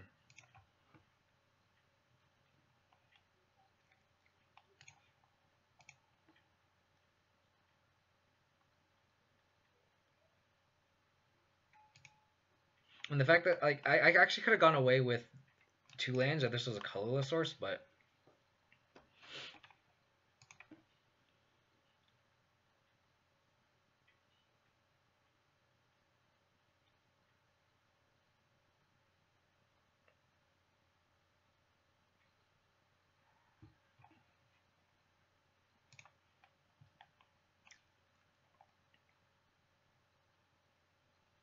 red.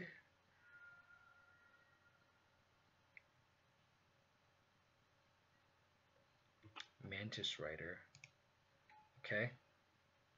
So he's going to try to aggro me out?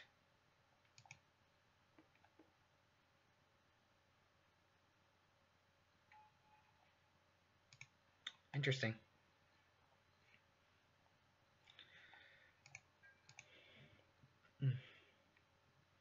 I mean, that's pretty. It's a really aggressive draw. I like it.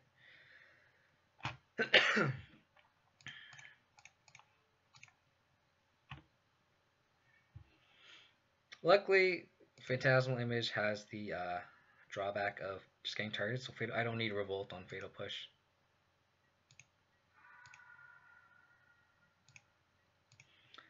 Land!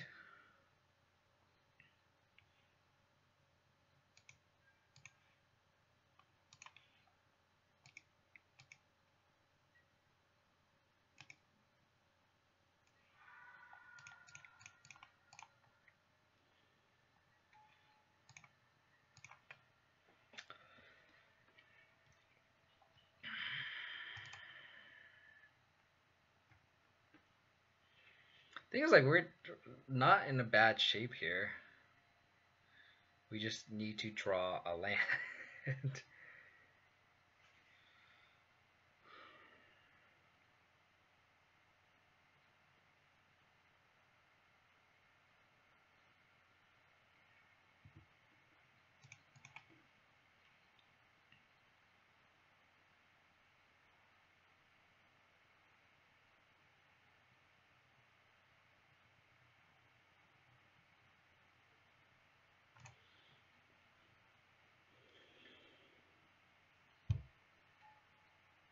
Are they gonna bounce my Bob or my Goif? Thought so.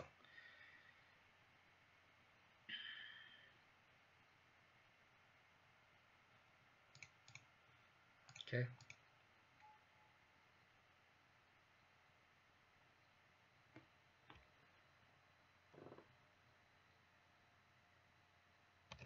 Hmm.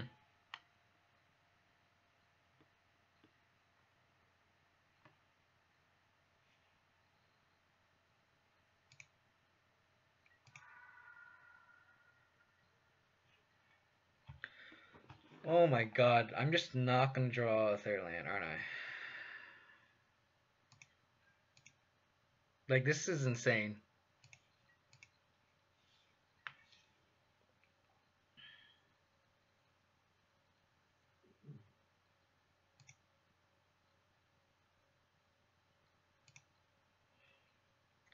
Uh,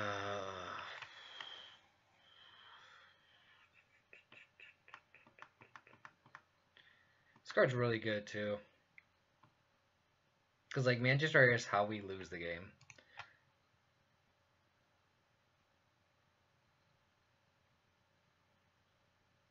Just a bunch of uncastable. Like, I guess I could have played Scavenging Ooze.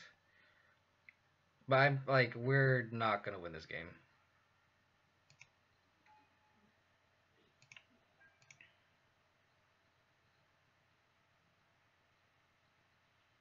Because we're just gonna lose to this Mantis Rider.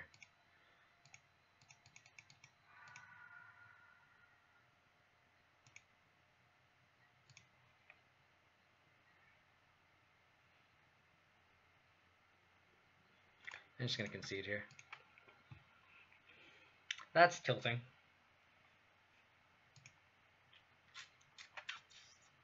So against humans, just the three sweepers. This is why I like having three sweepers in the sideboard.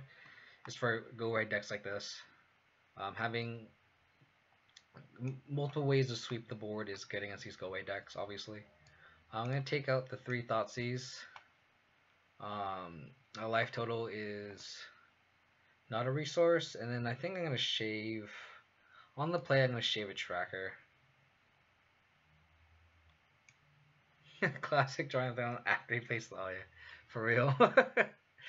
I mean, hopefully we actually be able to cast our spells this game, the rest of the match, hopefully. I mean, we could have kept pace if we just drew the land. I would actually keep the board clear, kill the Mantis Rider, and then our bodyguard protects a reflector mage, I guess. I don't know.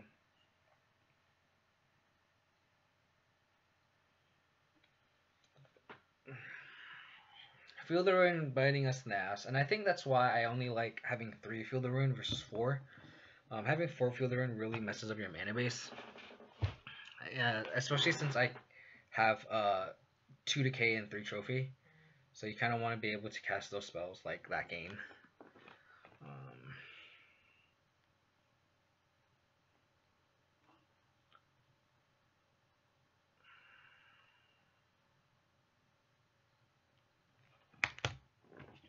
Well, thanks everyone for tuning in, guys. I'm really glad you guys are chatting and being active in the chat.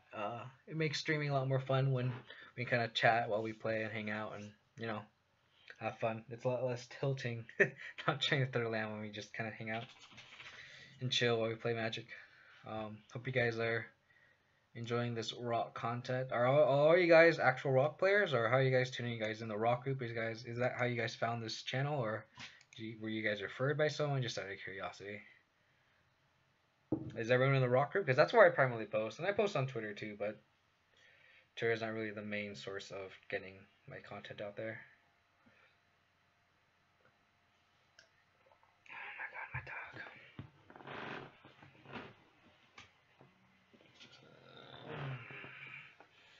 Maybe you might get like Charm Dolly. I submitted my deck, right? Ah. Okay. Sure. I have interaction. And Liliana on the play with this hand is pretty good. Opponent mulling to 6 is really good.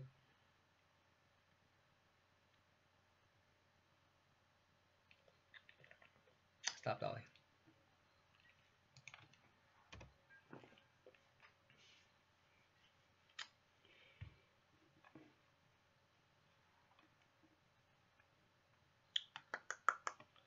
Ah. Interesting. Does he have like a Thalia?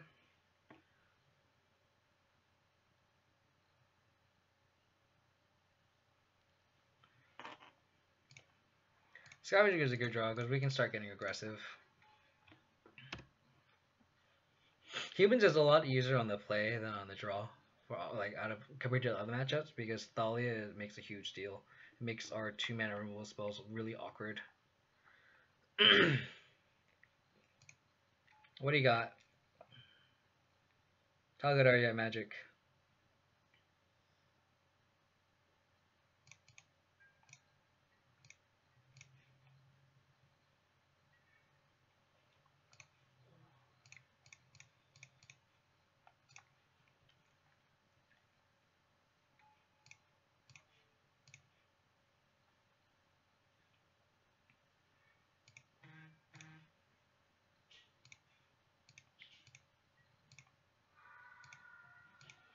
I could see Brutalitying here, and then if my opponent plays a Mantis Rider, then I can save a Lily, but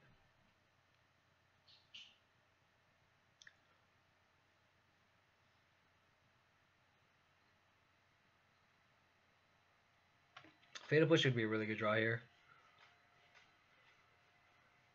So we can play Tracker, play a Fetch, and then crack a Fetch and Fatal Push whatever. I'm assuming they're playing a 3-drop.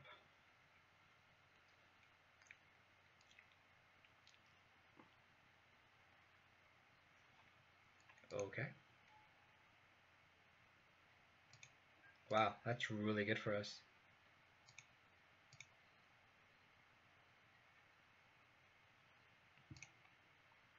I think I can bin this other Tracker.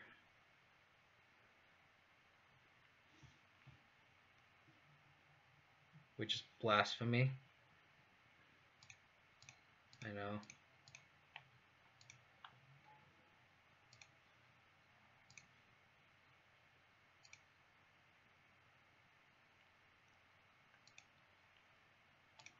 Opponent F6.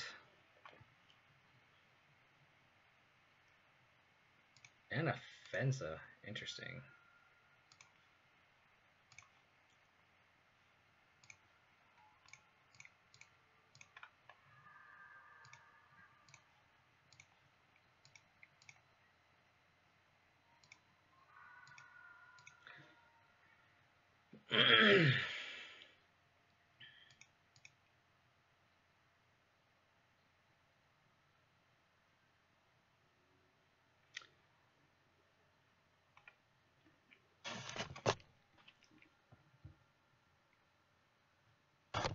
Reflector Mage or Mantis Rider? I smell a Reflector. Mantis Rider.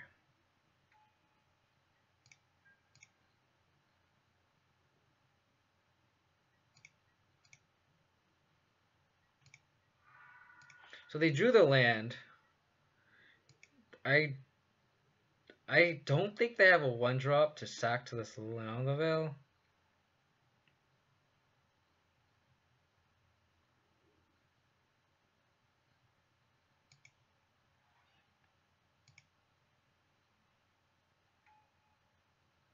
I think I'm gonna attack and see if my opponent blocks this Tracker and I can trade.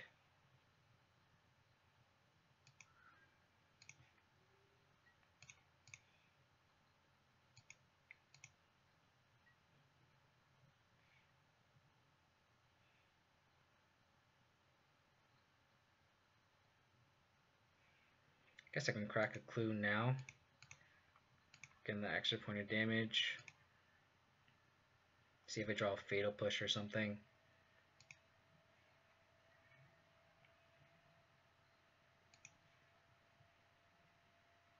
I don't smell a 1-drop though.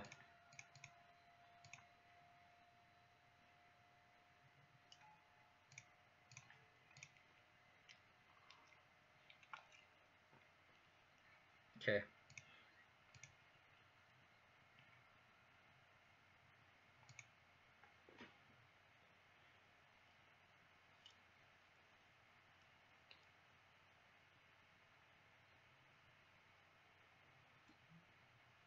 Opponent not having the best of draws. Seems like my opponent has a lot of top heavy cards, obviously, because they didn't cast anything on 1, cast a Millimeter on 2, and then Mana Strain on 3. So maybe they have a bunch of like Phantasmal images? Maybe?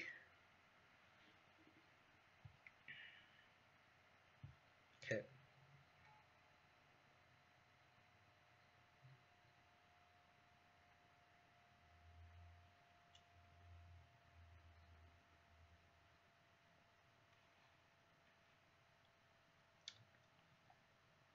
I would bounce the Tireless Tracker, but that's knowing perfect information of my hand.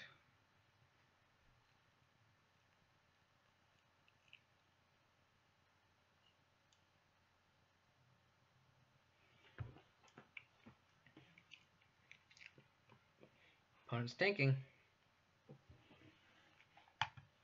Yep. You got it, buddy. Hey! Dog's trying to drink my water.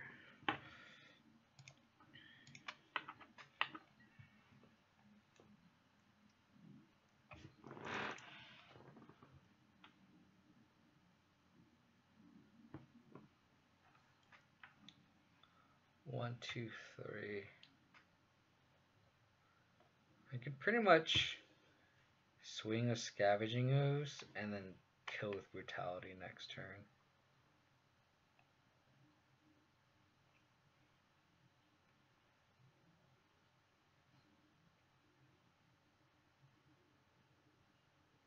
So let's play the Catacombs. I'm gonna crack a clue first.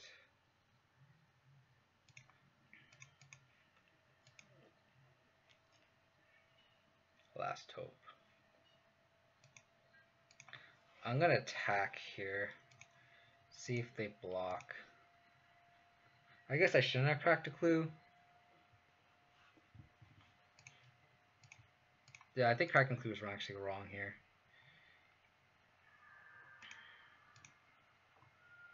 Technically.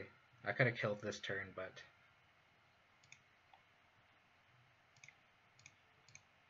yeah, cracking the clue was wrong there.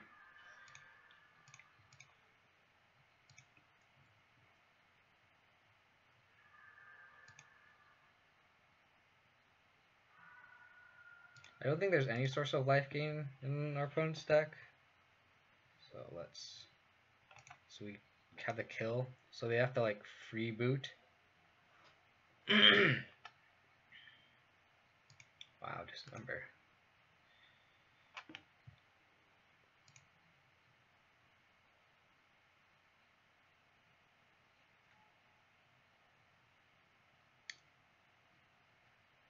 How good is I put it at Magic? He named Tireless Tracker, even though I binned a Tireless Tracker. I've seen a dodge a freebooter here. I'm pretty sure my opponent's supposed to board out Aether Vials in this matchup, right?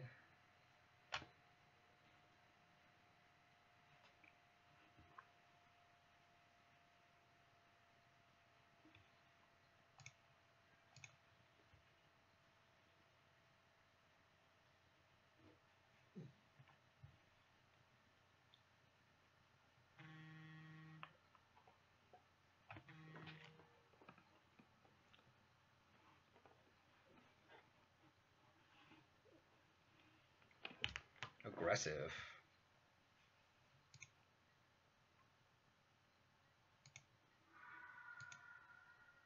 Why would he attack both? I don't understand.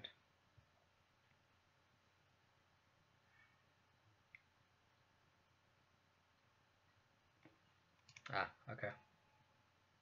Sure. That makes sense.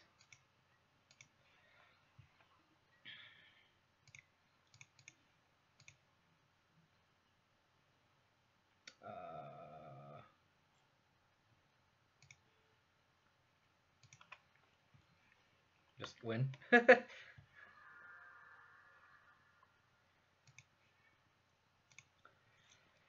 Okay. Do I like this on the draw as well? Do I like Veils on the draw? I don't, but there isn't anything better I can do. We just need to hope we have a lot. I mean, we can see Thoughtseize maybe on the draw, but we already have so much early interaction here. We just need to hope to dodge a Thalia, I guess, on the draw. So you're actually able to cast her spells. Like, this is a good hand, it's just like, it just is really bad against Thalia.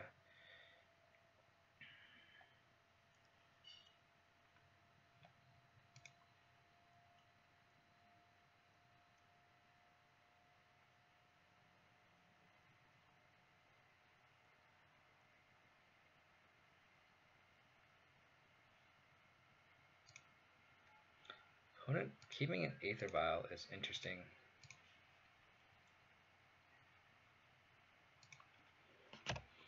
Bob was good, but on the draw he's pretty bad.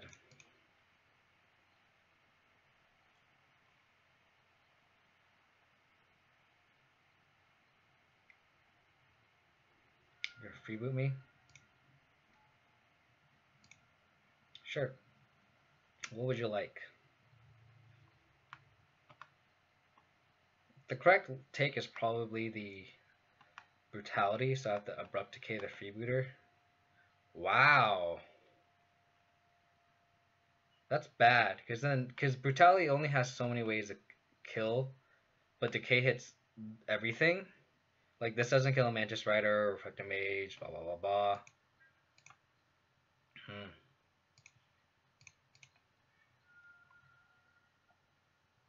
We're gonna fetch end of turn to save some life.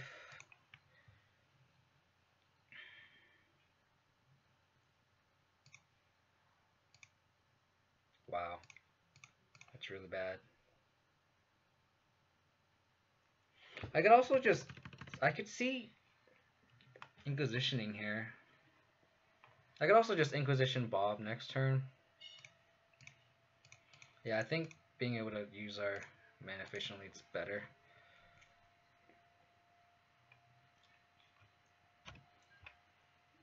You can go next turn Bob, Inquisition.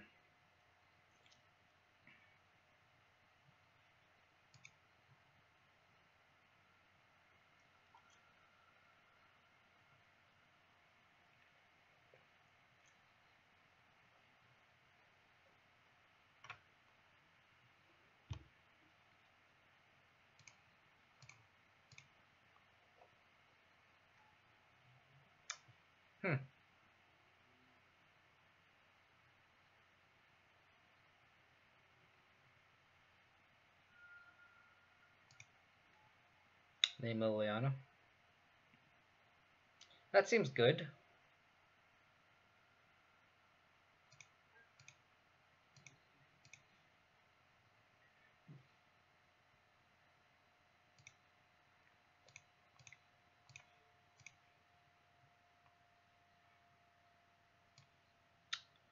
Reflector Mage Deputy.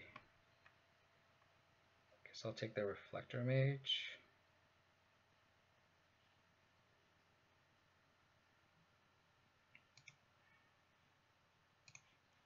Cast Dark Confidant.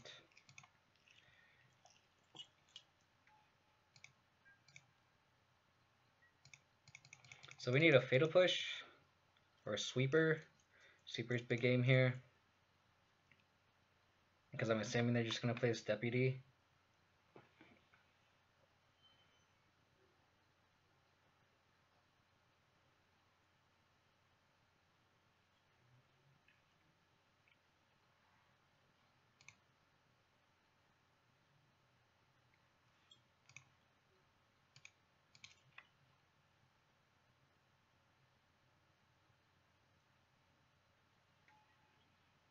Yep.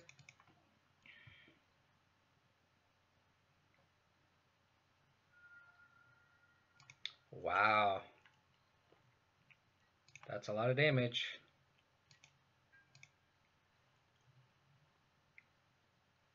for 13.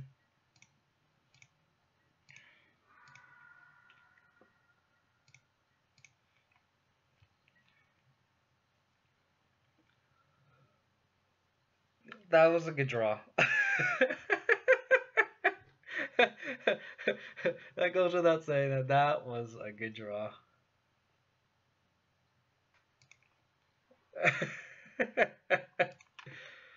Oh, languish.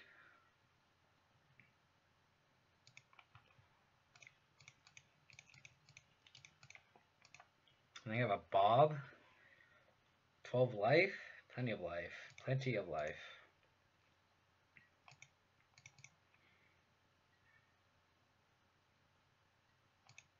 I got basic swamp to be able to Liliana, and if I draw a fatal push, I can fatal push something.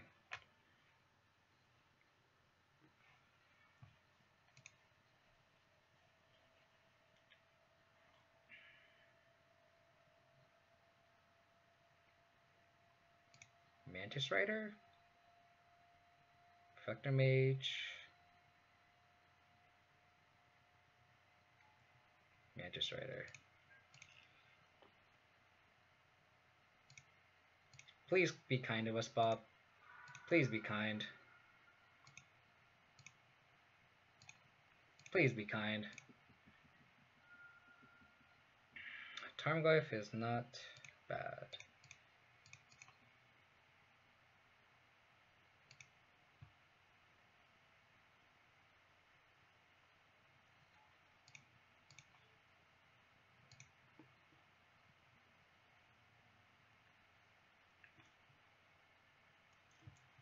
It's gonna be close. It's gonna be a close race.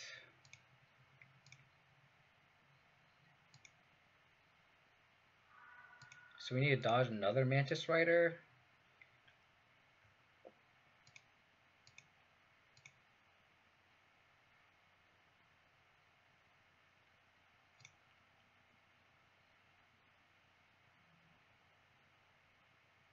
And Bob did not kill us.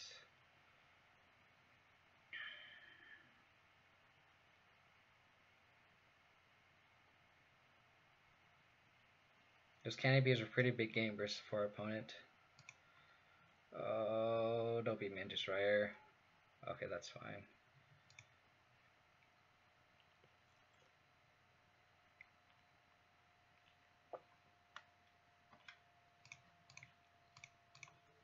Fatal push that.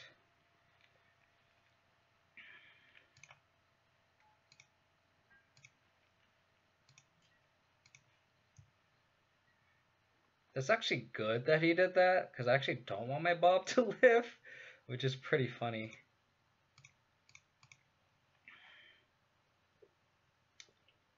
Play the Tarmogoyf. And I think I'm just going to plus and discard Bob. Which is funny. I think I'm going to decay this. Oh, I could have viled. I could just sort of Vile and the Dauntless Escort. That was my bad. I could do it next turn though. I guess it doesn't hurt. Because whatever they try to Vile in, it'll actually be okay. That's fine.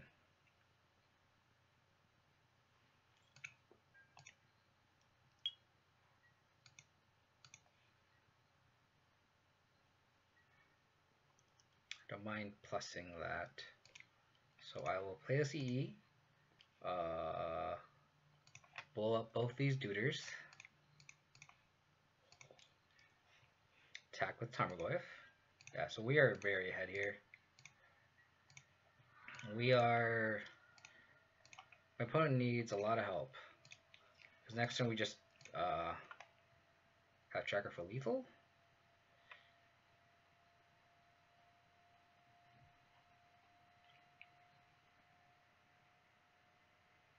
I don't like this Dauntless Bodyguard card. I don't know. It just doesn't feel like it does anything. Because you don't want to. It's a 1-mana 2/1, but you don't want to cast it on turn 1 because it doesn't do anything. I don't know. That seems like it doesn't seem spicy because it just doesn't seem good. Like I don't. It seems like a great lake. It's not even a great late game. Like if you want to protect Mantis Rider, you want to just use Meddling Mage, right? Like I don't know. Mm.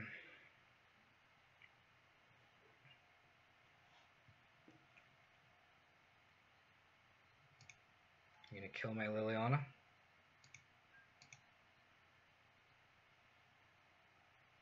Yep.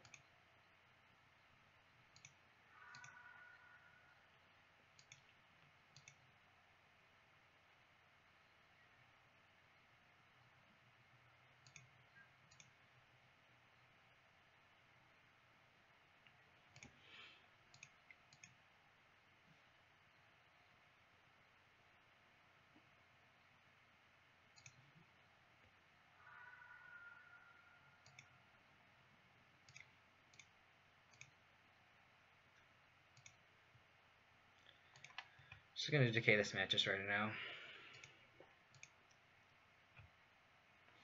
What are good cards my opponent could draw?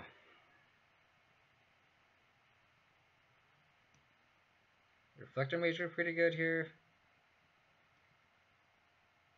Mantis Rider. I mean, my opponent has to chump block, so. And we're at 7, so if my opponent top decks a Mantis Rider, it's still not lethal.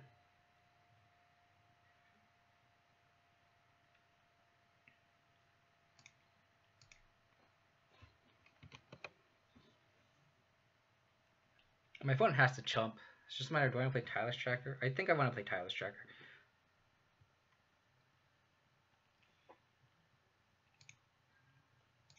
Because my opponent plays Reflector Mage, that gives me an out.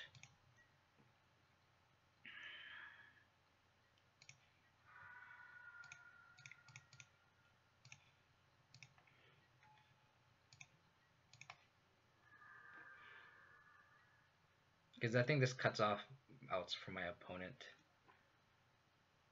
Because Reflector, if I swung with Treetop, or if he would have Reflector Mage my Tarmogoyf, he could chump block my Treetop, and he has to chump block them, but he's not exactly dead this turn. Alrighty. It was a bad start, but at least we powered back. We powered through that league, came back. So that felt good, I guess. I mean, not being able to draw a third line multiple times was a little frustrating, but finished the league 3-2. I think that just shows the power of the deck, because like even against Tron, I feel like we had a chance to even come back and win that game. Oh no, my dog's about to grow up. Hey, okay. Hey, you okay?